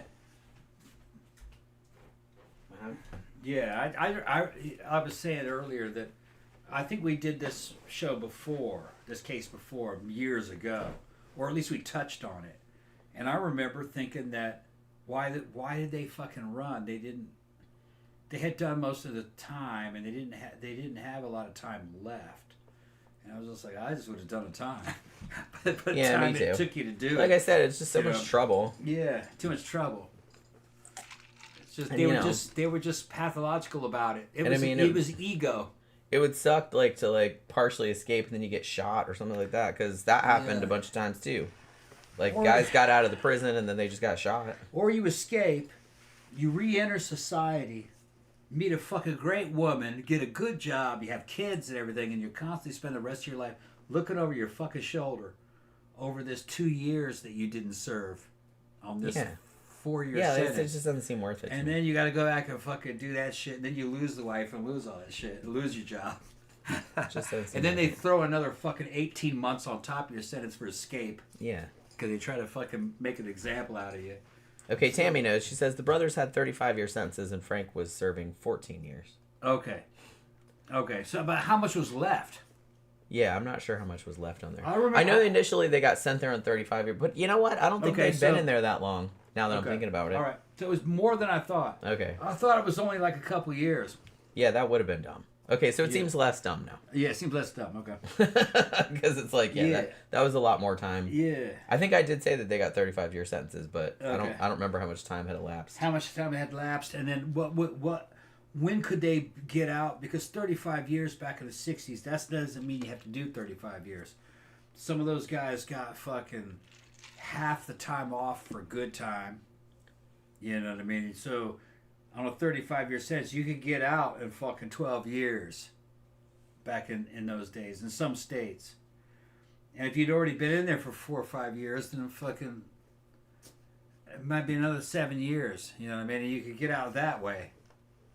But like you said, they were fuck-ups. So that's the one the thing. chances of them fucking making it through their parole sentences. The one thing that makes me think that they didn't escape is that they never got caught for anything again. Yeah. That seems unlikely. Not impossible, damn but near unlikely. Very, very unlikely. But most other things, I'm like, they probably could have made it. But I just kind of feel like, unless they really had somebody helping them, it seems kind of, because they were had been criminals since they were like kids. They might have got swept out to sea. Well, that's kind of what they were thinking. Got swept out to sea, and they just couldn't dog paddle that long. They died. Yeah, Tammy says the brothers still had 31 years left. Okay. Doesn't say how long Morris had left. Okay. So it was a long time. So it was a long time. Yeah, that's worth running from then. Yeah, I could see that. For some reason, I was thinking that it wasn't that much. Okay. Yeah, that makes more sense. I'm just saying the sentences they got up prior to this were just like kind of short. All right. Well, relatively. Now, interestingly, and here's something that gets brought up as a they maybe made it little fact. So there was a police officer in San Francisco. His name was Robert Chechi. And he said that he was on the St. Francis Yacht Harbor at the time of the escape. And he saw a fishing boat in San Francisco Bay, like not far from Alcatraz. And he didn't see anybody get on it or anything like that. But he thought it was weird because there wasn't really, you weren't allowed to have a fishing boat in there. It's near a prison, you know what I mean? So that was unauthorized. And he's like, and the boat sat there for like 15 minutes and then it left and went to Golden Gate Bridge. And then later on, after he heard about the escape, he contacted the FBI and said, hey, I saw this weird boat. And it sat there for 15 minutes. So like maybe they had somebody helping them. Like they'd planned it. That somebody picked them up. And evidently the FBI did not do anything with this information. At least according to him. Maybe they knew more than yeah, that's possible too. I'm not saying that it was like a cover-up or anything like that. But I'm just saying that this guy who was a police officer said he saw a weird... And it might have been nothing to do with it. Maybe it was just happened to be there. But he just thought it was weird when he heard about the escape like later on. He's like, yeah, that was really weird. I saw a boat that wasn't supposed to be there. And it sat there for 15 minutes and then it left. Had they been tracking these guys' mail correspondence with people from the outside? Do they know anything about that? Not that I heard. Okay. Because, you can write letters. You can, but, don't they read them? Don't they read them generally? I think they open them. I don't know if they read them. Do they have time to read them all? I don't think they have time to read them all. But they probably just open them. Make sure there's nothing in them. Yeah. Like, contraband and shit. Yeah, I guess they wouldn't have time to read them all, would they? You'd have to have a whole person with a full-time job doing that. Yeah, and prison staff is not real motivated. They're not super well paid. They just, open all this shit. Yeah, whatever. Yeah, open all this shit. Yeah, it's just like any other job where you're not paid enough. You're just kind of like, man, it's above my pay grade. We got to open all that shit. I don't give a fuck. Open it, stamp it. Open it, stamp it. Open it, and stamp it. Yeah. Yeah, you're just making sure there's nothing fucking crazy in there. Yeah. I would think that more the incoming mail... make sure nobody's sending in a cake with a hacksaw in it, you know what I mean? What they're doing. That's probably what they're opening. As in the famous fucking... that would ever happen. But, yeah. So there is a possibility they could have coordinated with somebody to pick them up. I'm kind of thinking they would have had to have had help on the outside if indeed they did escape and if they didn't get caught, because they didn't get caught if they did get out. Just So makes it's like you- they must have had somebody Just helping makes it them. one of them. If they had help, which if they didn't make it, they had help because they That's weren't. what I'm saying. Somebody must have picked them up. They weren't Yeah. seen. Yeah, they must have planned this Walking shit ahead out of of there. time. It's like, hey, come get us or Yeah. whatever. And that that kind of jibes with me. That it wouldn't be somebody on land in a car waiting. That it might be somebody with a boat Yeah. to meet them out there. Yeah, In in the middle case of the something water. went wrong. Because like And I then said, they could get rid of all those fucking rafts and all that yeah, shit. they climbed on the boat and they just threw the shit throw all overboard. that shit out in the water and it would just go wherever. Yeah. They would make it look like they drowned. And they got out of there. Yeah, in and a they were like, boat. whoa, win-win. Did they have the money and the resources to leave the country? See, that's what I'm wondering. Like, that's why I suspect that if they did get out, that somebody was helping them. Must have been. Yeah, and they weren't mafiosi Where would they get? or Where would they anything. get money from? Where would they get this money from? Right. Yeah, Tammy said they could have written in code also. Yeah, exactly. Yeah. Like if they were writing to somebody on the outside, like trying to coordinate some shit. It's just odd that they were never picked up for any other crime. That does seem strange to me. I will admit that. That's kind of the only thing that's kind of making me think that maybe they didn't make it, but I don't know. Like I said, it's possible they could have made it. So at this stage, the FBI, from pretty early on in the investigation, because they found a couple of the life vests, because they found one of the paddles, because they found one of the rafts, even though they said they hadn't found it, they put out the official story that they all drowned. And one of the things that they pointed to was that, well, we found that plastic bag with all those pictures and the wallet and stuff, and they wouldn't have left that behind. So it's like, obviously something bad happened to them. But I was like I said, Might have been a diversion. it could have been a diversion, or they could have just dropped it accidentally and said, Yeah, yeah, abandoned it. we don't have time to go back for that. Too bad, so sad. You know what I mean? So I don't think that necessarily means anything. But that's kind of one of the things. However, obviously, no bodies were found. Now, interestingly, though, about a month after the escape, there was a Norwegian ship in the area. And they saw a body, like, floating in the ocean, about 15 nautical miles from the Golden Gate Bridge. And the crew on the ship, they had heard about the escape. It was big news. They couldn't retrieve the body. It was just kind of a cargo ship. They didn't have the storage or anything like that. And they didn't really have any Coast Guard contact. So they actually didn't report it until a little bit later. But when they did report it, because people were saying, oh, maybe it was one of the escapees. Like, you know, they're out there floating in the fucking ocean. However, this was a month later. And the coroner said that would be very unlikely for a body to still be floating Fish should there. be eating that shit. After a month. Like, that's very unlikely. They thought perhaps there's no proof of this, but they thought it was more likely that the body probably belonged to this dude named Cecil Herman, who was a guy who had jumped off the Golden Gate Bridge about 5 days before the body was spotted. 5 days sounds a lot more likely. Yeah, that's what they don't know if that's who it was, but they said that's a lot more likely than Month in the ocean. guys that were in the ocean for a month. They said it's very unlikely that the Fish body would still eat be you, floating all around. kinds of shit. Yeah, it's like, you know, it's the ocean. Yeah. Like, you would not be still floating around intact No. after a month. No, there are things out there that make a living on eating dead things that float on the surface. Yeah. You know, Gramler says people tend to believe the criminal mastermind myth, but in my experience, 98% of inmates are 90 IQ at best. Yeah. But yeah, like I said, rare occasions. You know, on this occasion, Frank Morris had a very high IQ. And I think the plan that if indeed he was the one that masterminded the plan, it was probably a group effort, I'd imagine. But this was a good plan.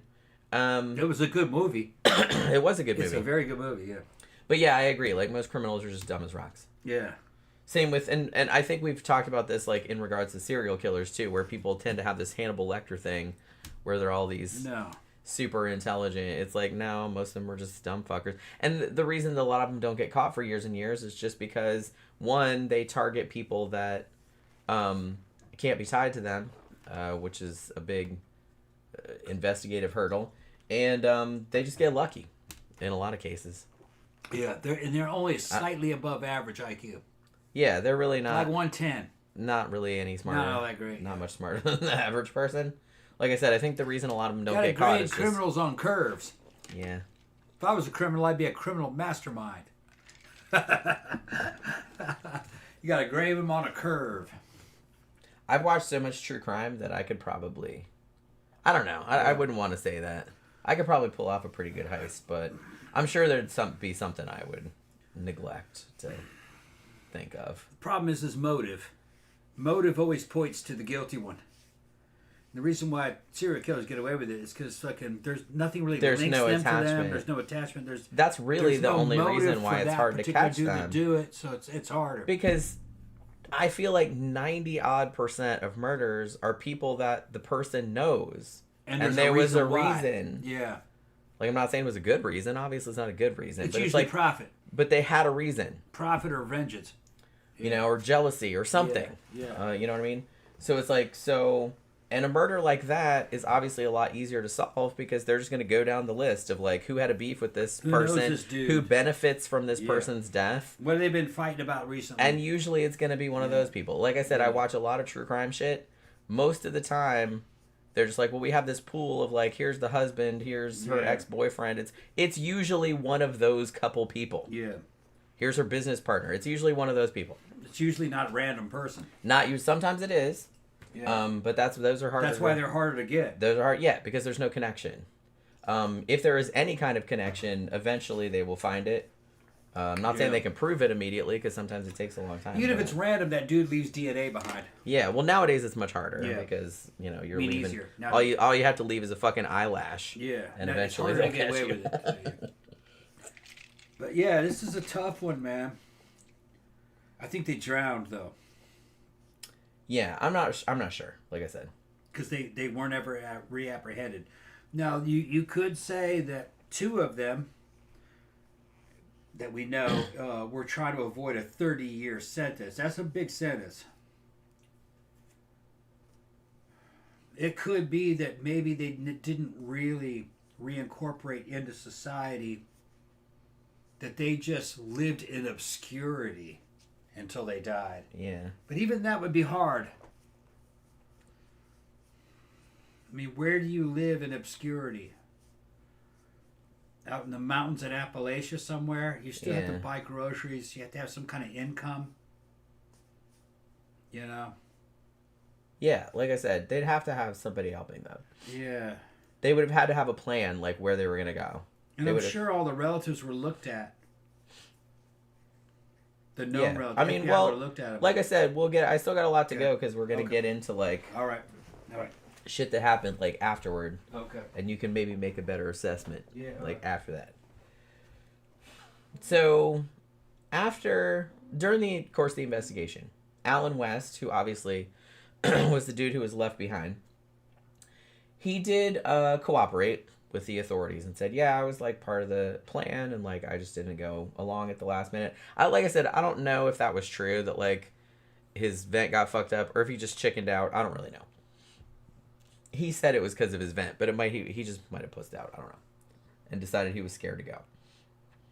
He told the FBI that the plan was, and like I said, take this with a grain of salt, because this might have also been part of the plan, where it's like, hey, if one of us gets left behind or caught or whatever, tell the authorities this, that, and the other. Like, so if some of us get away, like, we don't get caught. So, like I said, some of this might have been diversionary. They might have thought of this beforehand. I would have. I kind of feel like they probably would have also. So he said that the plan was they were going to go on the raft to Angel Island, which is about 2 miles north of Alcatraz. And then they were going to go to the mainland, and then they were going to steal some clothes and steal a car. And because he said this, and the FBI said, well, we didn't find a raft, and there were no car thefts reported at the time, which it later turned out was not true, but I'll get into that in a little bit. But that's what the FBI said at first. That it's like, oh, well, they couldn't have got away because nobody stole a car and we never found the raft, blah, blah, blah. Like, it was all this other kind of stuff. Like I said, I kind of feel like they kept some information from the public that came out later. You know what I mean? I will say that in the week after the escape, there were a whole bunch of hoaxes. Like a dude that said he was one of the Anglin brothers, John Anglin, called a lawyer and said he wanted to turn, he was going to go to the marshal's office and all this other stuff. And there was also like a postcard showed up at the FBI's San Francisco office, and it said, ha ha ha, we made it, Frank, John, and Clarence, which they imagined was probably a hoax. Yeah, that sounds like, why would you do that? Those dudes you know what I mean? Make contact. Like I said, if they were as smart as everybody said they were, like, why would you do dumb shit like that? You know what I mean? I wouldn't. Don't taunt the fucking police, man. Especially if you just want to get away clear. So yeah. Now, like I said, Alan West, even though he cooperated with the investigation and told them what the plan was, I kind of feel like maybe you can't trust him 100% because, like I said, that might have been another aspect of the plan, like a backup plan. Like, you know, if one of us gets left behind or whatever, like tell them this, that, and the other thing, like to throw them off. I don't really know. Now, interestingly, Alan West, after Alcatraz closed in 1963, which, like I said, was just like a year after the escape, there was another escape attempt after this. And like I said, that at that point, Alcatraz was just considered too expensive to run. Like, it wasn't worth it. And so they closed it. So he got transferred eventually back to Atlanta Penitentiary, where he had served time earlier. And he got released in 1967, but then he got arrested again in Florida for grand larceny. And then he got sent to Florida State Prison, and he killed another inmate. This is the guy that got left behind. Yeah, okay, yeah. He killed another inmate. It might have been racially motivated. They're not entirely sure. That was in 1972. And he got life in prison on the murder conviction. And he died in 1978. So, yeah. Now, so the FBI officially closed the file on the escape in 1979. And there, like I said, the official report said that, you know, they drowned, we never found them, but, you know, they didn't make it. They're like, look at all the shit we found, their personal effects, and they probably died of hypothermia. Now, like I said, officially the investigation is still open, and they still do get leads on it. Now, contributing to the mystery as to whether these guys did actually make it or not, there have been sightings of them and leads as to where they are over the years, like since the escape. In 1965, which was 3 years later, there were several reports that at least one of the brothers, Clarence Anglin, had been spotted in Brazil. The FBI agents did go to South America, but they didn't find anything. That doesn't mean he wasn't there. It just means they couldn't find anything. There was also a guy called the FBI in 1967, and he said that he was a friend of Frank Morris's, and he said that he had seen him in Maryland. But that was about all the he said, yeah, he's living in Maryland. And the weird thing about it, too, is that all of the escapees' family members, particularly those of the Anglins, said that they got weird phone calls and postcards over the years, which they think were from them. Some of them were not signed. Some of them were signed Jerry and Joe. They also got a Christmas card one year, actually the same year as the escape. And one of them said, and it said, "To Mother from John, Merry Christmas." Now, did they keep all these letters? Evidently, yeah, they still got. I think most of them they still have. Yeah. And did they give them to the FBI? Check them out, see if they're from the same people writing. I bet you it's fucking hoaxes. It might be. It very well could be. Yeah. And one of the siblings, because remember how I said the Anglin brothers, they had 11 siblings because there were 13 kids, and they said they would get like phone calls, like weird phone calls, like just hang-ups and stuff. Hoaxes. And well, that could be anybody. And the Anglin. This was a huge case, people, back in the day. So they had fans. Nowadays, you would be like, well, who would do that? They had whole movies made about these motherfuckers. He was kind of like fucking D.B. Cooper. Remember D.B. Cooper, the dude that jumped out of the airplane? We did a like show that. about that, yeah. So, could have easily been hoaxers looking up family members and calling, hey, we made it. And yeah, I mean, it's possible. I mean, the family members did say it looked like their handwriting, but it's like, who knows? Wishful thinking. How much I bet? And actually, the Anglin brothers' mom said that she got anonymous flowers every Mother's Day until she died in 1973. And when she died, 2 weird-looking women who were very tall and had super heavy makeup on and hats and stuff showed up at her funeral, and nobody knew who they were. Here's the thing, though. To send flowers to your mom, you're a wanted criminal. That'd be very difficult to do. Yeah, you'd think. I mean, like, I don't know how difficult it would have been in the 70s, but... And you'd think the FBI would be waiting for some shit like that. Yeah. To backtrack where those flowers came from. Because they'd had the technology to do that back then. You would think. Yeah, like I said, I'm not sure, like, how much what kind of service they were using to deliver the flowers. It just sounds hokey to me. I'm just saying. That's kind of what the family were saying. They said weird people showed up at funerals that they didn't know who they were. Like, that looked like we're wearing disguises and shit. That could have also been fans. Yeah. Yeah, like I said, it doesn't necessarily have to be them. Yeah. I'm just saying that that's what they said. They actually did this case on Unsolved Mysteries. They could also be lying. That's another thing. Well, yeah, there's lots of possibilities. Could have been lying. Yeah, obviously. There's a lot of possibilities. Yeah. There's a lot of possibilities. They did this case on Unsolved Mysteries in 1989. And they had a bunch of tips come in. A bunch of people said that they recognized Clarence Anglin in particular. And that he lived in Florida, like on a farm.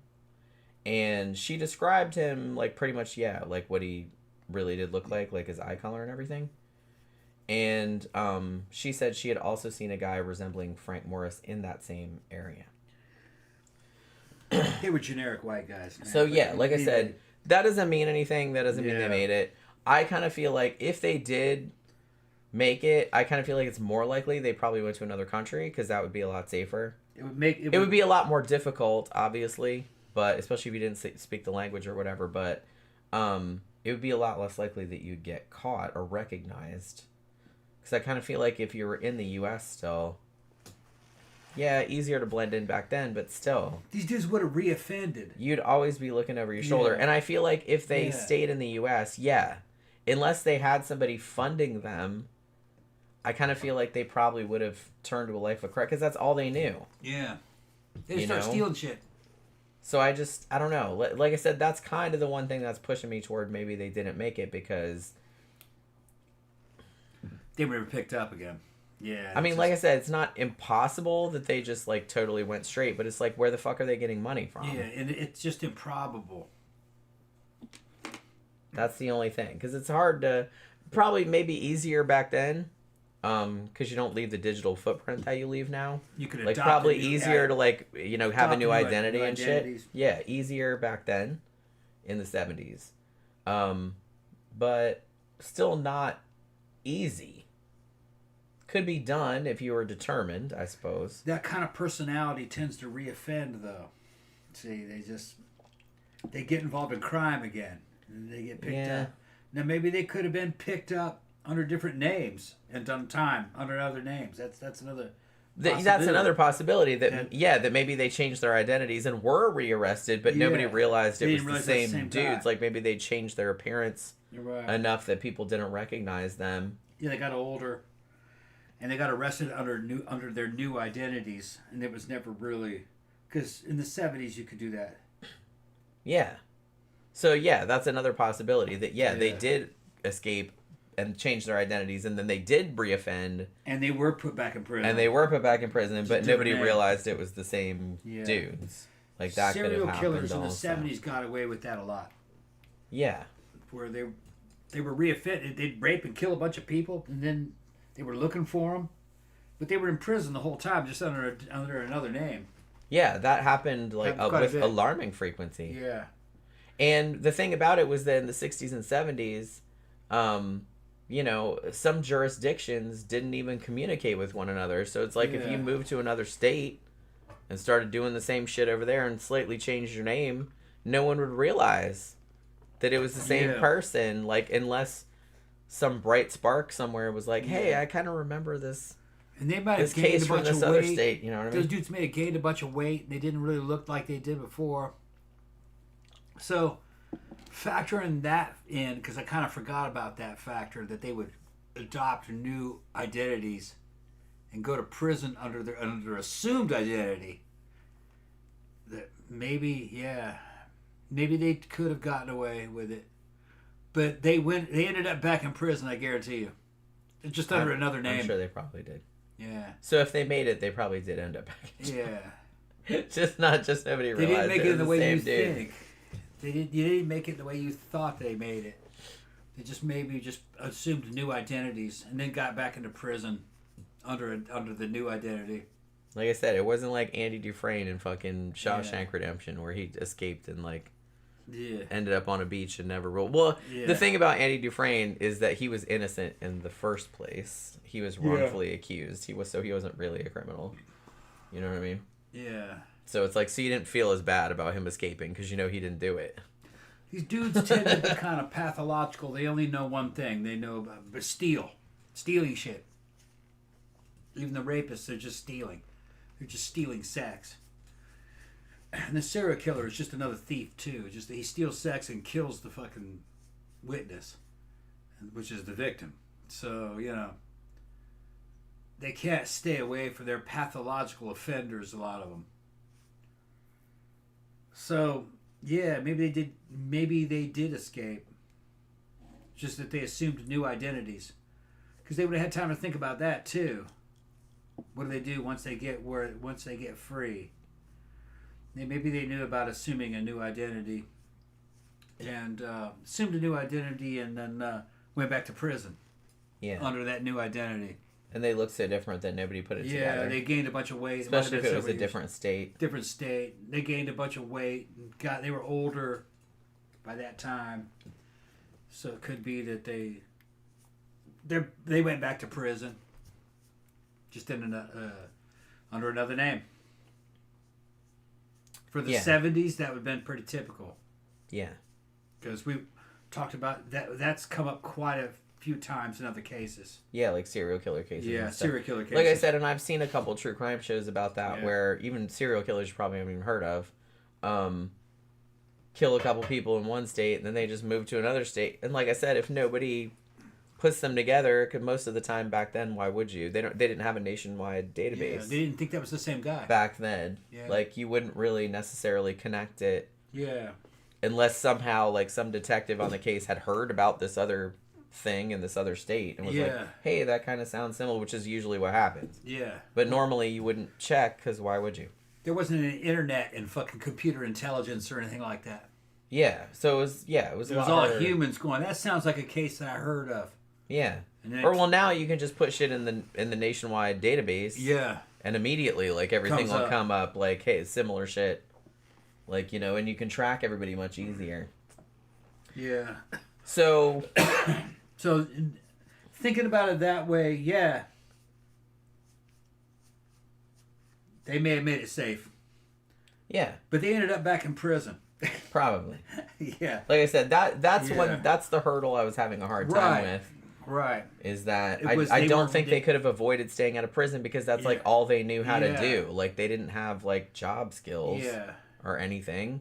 They were career criminals. They started when they were like 13. Yeah. For heaven's sake. They couldn't go straight. They didn't know what that was. Right. Like they didn't know that life. It wasn't in their nervous system. So as I mentioned, back in 2003, Mythbusters did an episode, and they made a raft with the same shit and the same tools that the inmates had used, like raincoats and everything. And Jamie and Adam and another guy on the crew, they did it in the same, like I said, same weather conditions, same time of year, everything like that. And they made it. So, you know, obviously they said, well, this doesn't prove anything. They're saying that you could have made it with the shit that they had. Was it difficult? I haven't seen the episode in a long time, but it is difficult, but it's doable. Like I said, people swim it. It's not easy, but you know, you can make it. It's not like you're gonna die if you just jump in the water. You know what I mean? Difficult for me means that fucking most dudes don't make it. Yeah. So it's not easy. that bad. Yeah. But it does depend on the time of year. Yeah. The tide, like, you know, the way the tides are going, like shit like that. It depends on that kind of stuff. Like you have to go. They've done like breakdowns of the weather at the time the guys escaped and like what the tide pattern was like and all this other kind of stuff. And they said if they had gotten in the water between like 11:30 and midnight, then they probably would have made it because it was like pretty calm, which is about when I think they got in about 11:40. So they're like, so it's plausible because it was pretty calm then. Because sometimes it's like super choppy and it'll like pull you under and stuff. But they said it was pretty calm when they went. Now, remember how I said earlier that the FBI said that they never found the raft, and also said in the official report that there had been no cars reported stolen at the time of the escape. In 2011, it was actually discovered that that was not true. They did find the raft on Angel Island the day after the escape, and there were footprints leading away from it. So they did find that. They just said they didn't. And also, around the time of the escape, a little bit afterward, a 1955 blue Chevy was reported stolen the same day of the escape, when they had said before that there had been no cars stolen that day. Because remember how I said Alan West had told them it's like they were going to get to the mainland and steal a car. You know what I mean? This was reported in the papers at the time, but the FBI said, you know, it's possible it could have been a coincidence. Could have just been, you know, just somebody else stealing a car. But the fact that they said that there were no stolen cars reported at the time of the escape was not true. There was actually a blue Chevrolet stolen.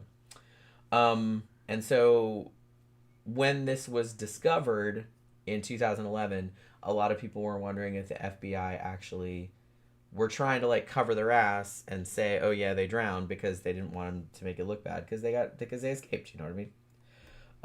You know what I mean? And also, I think also that there were a couple other sightings of 3 guys in a similar car to that. You know what I mean? Like around that time period. So like I said, it's possible that they did actually make it to land and like steal a car like they said they were going to. It's just the FBI said that there were no cars stolen, but there was one. Stealing a car, that's just more attention. Yeah, it is. That you're drawing to yourself. It's if they made it, it's more plausible they had somebody waiting for them. Yeah, you'd think that would be like the smartest thing to do. Yeah, the boat fucking theory actually sounds pretty good. If they had the ability and the friends to come meet them in a boat, that'd be the way to do it. Then you just take the boat back and you don't land anywhere near that area. So you don't worry about any cops. You just go back to the damn marina. Yeah. And, you know, fucking driving somebody's car. Go back to their place. Have a party. Drink it up for a few days. And then figure out fucking how you're going to get new identities. Then everybody starts splitting up. Yeah. That'd be the way to do it. Yeah. They had time to think about it. It's just, did they have the friends? You would have to have a network on the outside, is what I'm saying. Because they had plenty of time to plan it out. Yeah. And really, the best most likely way to get something like that done would be involved in some kind of an organized crime syndicate, like, you know, a cartel. But then you have to wonder, does that cartel see you as a lot of heat? They're like, we don't want you back. Do your time. Or, yeah, we'll take you back, but we're going to kill you, unbeknownst to you, once we have you. So there's a bunch of different, which would mean it would have to be friends. Yeah. Family member. Do you have any family members that have boats that are willing to stick their neck out for you and pick you up out in the middle of the water on your little raft? Which means you have to have a family member that gives a shit enough about you, but they're not so related to you that they wouldn't be a suspect. Right. So you mean like cousins? Yeah. A cousin, an in-law that you hadn't really talked to all that much. Yeah, prior. you know what I'm saying? Yeah. Or nobody knew that you were super close. Yeah, it starts to get kind of fishy. Like I said, it's very complicated. It seems like a Yeah. lot of trouble. I will say, though, that, like I said, shit that started coming out later on, like in 2011, the stuff about them actually, yes, they did find the raft, and yes, there was a stolen car around that time period. Many years after that, actually only in 2018, the FBI came out and admitted that the San Francisco Police Department had actually received a letter in 2013. This letter was supposedly from John Anglin, one of the brothers. And he said that they had made it, that Frank Morris was dead, that he had died in 2008, and that Clarence Anglin had died in 2011. And he said that he was dying of cancer and that he was writing the letter because he wanted to negotiate like a surrender so they would like help him treat his cancer because he couldn't afford it. Which to me, like I said, that also sounds kind of plausible. Like he wasn't asking for anything, you know what I mean? Anything like, weird. He wasn't asking for anything weird. He was asking for something. He just wanted to be treated for his cancer. He wanted to be treated for cancer. Well, where did he claim he was, and where everybody else was? What's I his don't story? know. You didn't say? No. Okay. You don't. You can't. I mean, he might have said, but it's not here in my notes. Yeah, like where has he been all this time? Yeah. Because that could also be a hoax. Well, yeah. I mean, anything could be a hoax. Like I said, and we talked about that picture earlier of the Anglin brothers, supposedly that was taken in Brazil, that a lot of people did think was them. Yeah. But you know, there's no way of knowing. Maybe they did live in Brazil. Maybe they came back to the U.S. Who knows? I don't know. Because you're saying like 2000s, that's pretty recent. So how old would they have been? 80s, 90s? Chances are these dudes would have been picked back up. Well, let me see. These dudes would have been picked back up. Yeah, in like 70s, I guess. In the 80s. I would think. I don't think these dudes could hold out to the 80s. Running out of money, not be able to get jobs, fucking, you know what I mean? Just running out of relatives they could fucking couch surf with. Yeah. I mean, yeah, like they I said, had new identities. Like there's you said. a lot of logistical problems. Yeah. Like I said, it's not impossible if you really wanted to do it. Well, they had a whole life to sit there and try to craft it out. Yeah. Just that were these dudes disciplined enough? And man, I'm telling you, man. I mean, they were disciplined enough to do this like fucking plan. But that's because they were in captivity. That's true. Once they're free, do they have what it takes to hold this shit together for that amount of time? The maturity, the intelligence, the ability to fucking resist temptation to commit crimes and to fucking steal. And the endurance to say, fuck it, I'm going back to prison. Fuck this shit, man. I can't make my bills. You know what I mean? Maybe they hated prison so much by that point that they're just like, I'm never going back. So they have to find some other option. But like I said, so remember how I said, like, you know, in 2003, the Mythbusters recreated the escape and showed that it could be done. Even more recently than that, in late 2025, there was a YouTube video in which 3 people also recreated the Alcatraz escape. They even used the same Popular Mechanics articles. They used all the same shit, like, you know, as far as possible to make the stuff. The homemade raft, the homemade paddles, the life preservers, everything. And they also made it. So, like I said, not crazy. Like, even though there had been several, as I mentioned, escapes from Alcatraz before, and none of them had made, not necessarily because of the water. A couple of them did drown. Honestly, most of them were caught and were like shot before they even made it to the water. One that made it to the water drowned. One that made it to the water got in and was like, fuck this shit, and swam back. Is like, I can't deal with it. Like I said, one guy swam and made it, but he was so fucked up when he got to the other side that they caught him. Like, you know what I mean? But if you had a raft and life vests and paddles and shit like that, I mean, it's been recreated many times, and it's generally successful. So it's just showing that, like, it's plausible. It's plausible that they could have made it. Like I said, I don't think it's so much that I'm doubting whether they could have made it through the water, like, you know, to the mainland. That seems like pretty plausible. It's just that after that, that's the only thing that gets me. Like, I just kind of feel like it's not as plausible that it's like they lived all that time without being caught for anything else, or nobody saw them, or, you know what I mean? That to me is the only thing that's like making me lean toward maybe they drowned. But I don't know. Like I said, that's why it's still a mystery nowadays, because I kind of feel like it's exactly in the middle. You know? It's entirely possible they didn't make it and they just drowned or got hypothermia or whatever. But then it's entirely possible they did make it. But who knows what happened to them after that? Like I said, it would have been hard to live all those decades and not get caught. I was saying that there was a YouTube video that came out in late 2025 where a group of 3 people also made the same shit, the same raft with the raincoats and everything like that, and they also made it. So, like I'm saying, it's not as physically challenging as the movie made it out to be. Yeah. I mean, it is, because like I said, they had escape attempts before, and some people did drown. But I feel like it was more common in the escape attempts for the dudes to just get shot or just like caught before they even got to the water. Drowning, that might have been dudes that really couldn't swim. It could have been that too. Okay. And like I said, and you know, some of them didn't have rafts, obviously. These guys had a raft, and at least 2 of them are really good swimmers. So yeah, so they're young, able-bodied males who could swim. So you can get across. It's not as challenging. Why would you even attempt it if you couldn't fucking swim? They got dudes that are that desperate. I guess so. Weak swimmers, like, I'll float across. That's like 2 miles.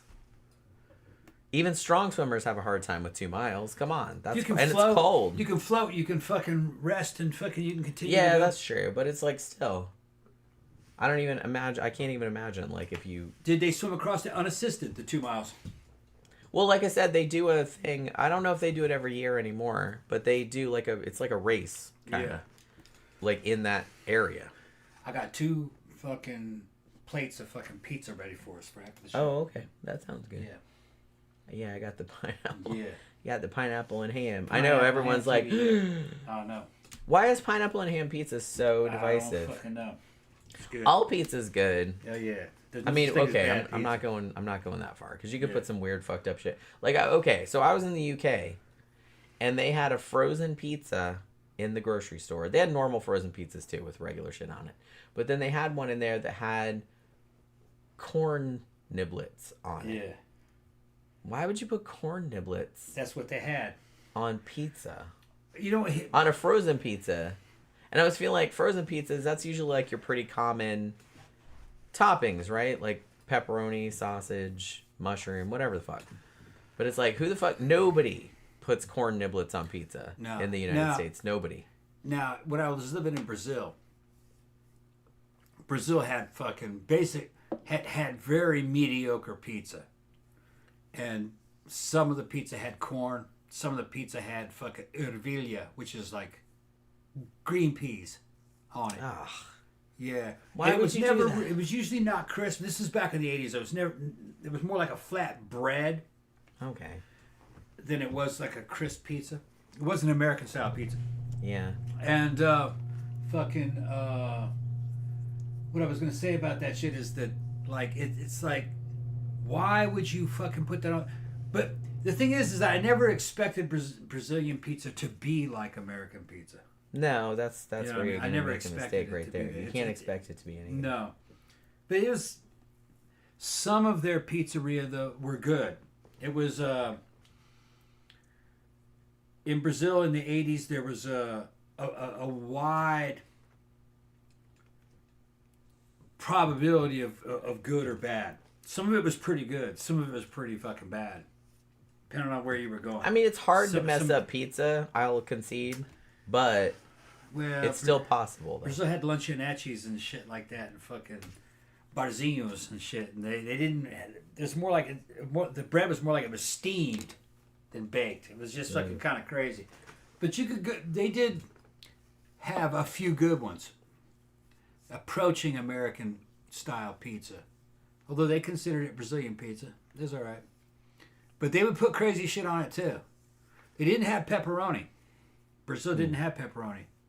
They had something called calabresa, which is similar. Yeah, okay. I mean... Yeah, similar. It's like an Italian flat sausage, like that kind of. That's not weird. No. Like I said, they put Italian sausage on pizzas in the United States all the time. Yeah. Well, it's not like Italian sausage. More. It was calabresa was more like pepperoni. Okay. More like pepperoni. Or maybe more like a flat ham or something like that. Like a flat ham. Okay. But it was. But like I said, it ham's was a not sausage. that weird either. Like I said, for some sausage. reason, like a lot of Americans get their panties in a bunch. I don't know what the percentage is, but with ham and pineapple pizza, which like it's not my favorite, but it's good still. So it's just kind of like there's nothing wrong with ham and We pineapple. call ham and pineapple pizza Hawaiian pizza, which Yeah, it's makes called Hawaiian no fucking sense No, it because Hawaii doesn't have pineapple. That's Brazil. Okay. That's Central and South America. And fucking Hawaii doesn't have pigs. Okay. Hawaiians eat fucking pigs. Pigs are European, all right? Fucking they don't have if it was Hawaii, it would have a bunch of fucking fish on it. You know. I mean, I'm not averse to shrimp on pizza either. Yeah. Like I've had Yeah. deep dish pizza that had like shrimp on it. Yeah, but what we call Hawaiian pizza, the ham and pineapple, is more like California pizza. That's like some that's shit that very come out of that's California. very It doesn't have anything to do with Hawaii. Yeah. I think it's good though. It's like good. I said, it's not. It's sweet and salty. Yeah, it's not my favorite kind of pizza. We got all kinds of pizza. But honestly, I can't. I mean, pepperoni is probably like the most popular topping. I don't mind pepperoni. It just gives me really bad heartburn. So it's like, so I usually don't eat it. I don't mind Italian sausage as long as it's not too spicy. I actually prefer like a veggie pizza. I like mushrooms. I like peppers. I like onions. I like shit like that. If I could have one with like mushrooms and peppers and onions on it, I was like fucking all day. I will eat that shit. I don't mind meat on it, but it's just kind of like, you know, man, when I was growing up, we had this pizzeria. It was like a mom and pop kind of place. What the fuck was it called? Pantheon. I don't know if it's still there or not. And this was when I was a kid. Pizza delivery wasn't really a thing. You could order a pizza, you had to go get it. Like, we didn't really have Domino's or anything in our area. And Pizza Hut was still like a sit-down restaurant at that time. Because I'm old. But we had this little place called Pantheon. And man, they did the best, like, sausage and onion pizza. It was like an Italian sausage, but it wasn't spicy. It was kind of mild. And then they had, like, these sauteed onions. Oh, holy shit, that shit was so good. And it was just like, it was homemade. And it was this big, huge pie. It was like, man, it was so good. I still think about that pizza sometimes. And like my grandpa would go get it, and he always got sausage and onion because that was my favorite. That was the best one they had. All of them were good, but that was the best one they had. But yeah, Tom made me a pineapple and ham and pineapple pizza today because we got all this ham because you know how, remember we said like our neighbors died. And, you know, we were taking care of their cats for a little while, but thankfully their cats have been adopted now. But they had, like, they had, like, 3 refrigerators and freezers full of food. And they said we could have it. So we took all the stuff. So we had, like, how many hams did they have? 4. They had 4 fucking hams. Yeah. So we have so much ham. Yeah. You guys. And a bunch of fish. A bunch of frozen fish. He made like red beans and rice with And, ham and in it. 3 turkeys.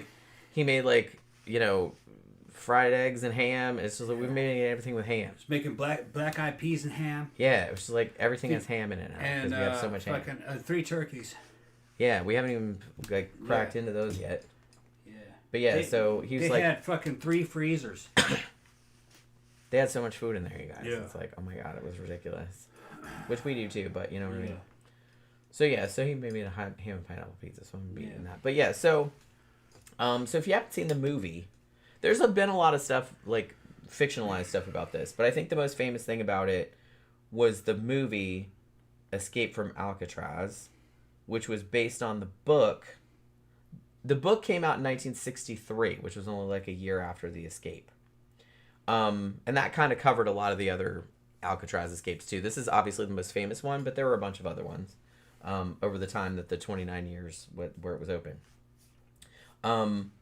But the book was turned into the movie with Clint Eastwood, which came out in 1979. Great movie. And it is really good. Like I haven't seen it.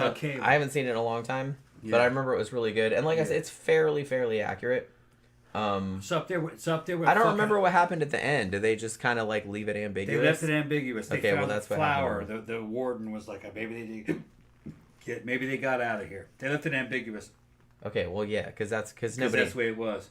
To this day, nobody knows what happened to them. Yeah, and here's as good as High Plains Drifter. Very different movie, but fucking, it's that good. Yeah, good prison movie. I'm gonna say, like, I saw a couple of videos when I was doing, research. I was looking for documentaries about this, and there's a couple of YouTube videos that came out in the last couple months about this, and the titles of them, shocker, are really misleading. Because it's like, oh, Escape from Alcatraz finally solved. Well, it's not. It's not solved. There's no new information in there. Here's the crazy thing. The thumbnail on one of them says finally solved, and it shows like 3 body bags like on a beach, and it's like an AI image. And I was like, they did not find anyone's bodies. They did not find them alive. It's not solved. Like, what are you talking about? And then if you watch the video, which I just kind of scrolled through it because I was like, that looks like bullshit right there. But I just like scrolled through it, and it's like, they're just talking about the original escape. There's no new information. Yeah. Like I said, I think the last new information was from 2018 when the FBI said, hey, we got this letter from 2013, that said it was from one of the guys and that the 2 other guys were dead, that they died of natural causes and all this other kind of shit. And the third guy was dying of cancer. As far as I know, that was the last. They haven't found any bodies. They haven't found nothing. So yeah. If there was any of that story, they'd have that guy. They'd have his DNA. They'd figure out who he was. Yeah, like I said, there's nothing to that. I don't know. Like I said, and over the years, because this was such a famous case, I feel like obviously there's probably a lot of hoaxes involved. But on the other hand, I do think the FBI didn't release a lot of information because they thought it would make them look bad. So I don't know. Like I said, I think it's entirely possible they did make it, but I don't really know what happened to them after that. Are you ready to give your verdict? That's it? Yeah, I don't really know. Okay. I don't. You know what? I'm kind of leaning toward I don't think they drowned. I'm starting to leave that. Now that I look at it now, because I don't think they drowned. I don't think they drowned. I think they got new identities and they ended up back in prison. And probably ended up back in prison under the different identities and just never got clocked. Yeah. I think that's probably the most likely scenario. Yeah. Either that or they just moved to a whole ass different country. They would have got popped there too. You would think. Yeah. You know what I mean? But I don't know. Like I said, I don't know. I don't really have strong feelings about this. I think they got out, got new identities, and then ended up back in prison. Probably. Pretty quickly. That would seem like a pretty likely scenario. They did a shit ton of time under those new identities. And then they're like, well, here I am back again. That was a waste of time. Yeah. I'll do it better next time. And then once they got out, they just fucking maybe just laid low as old men. Yeah. Because they knew that if they let it out who they were, they'd be back in prison for the other sentence. Like forever, yeah. Forever, so. I admit, something though, like that. Because the plan was such a good plan. They may have made it.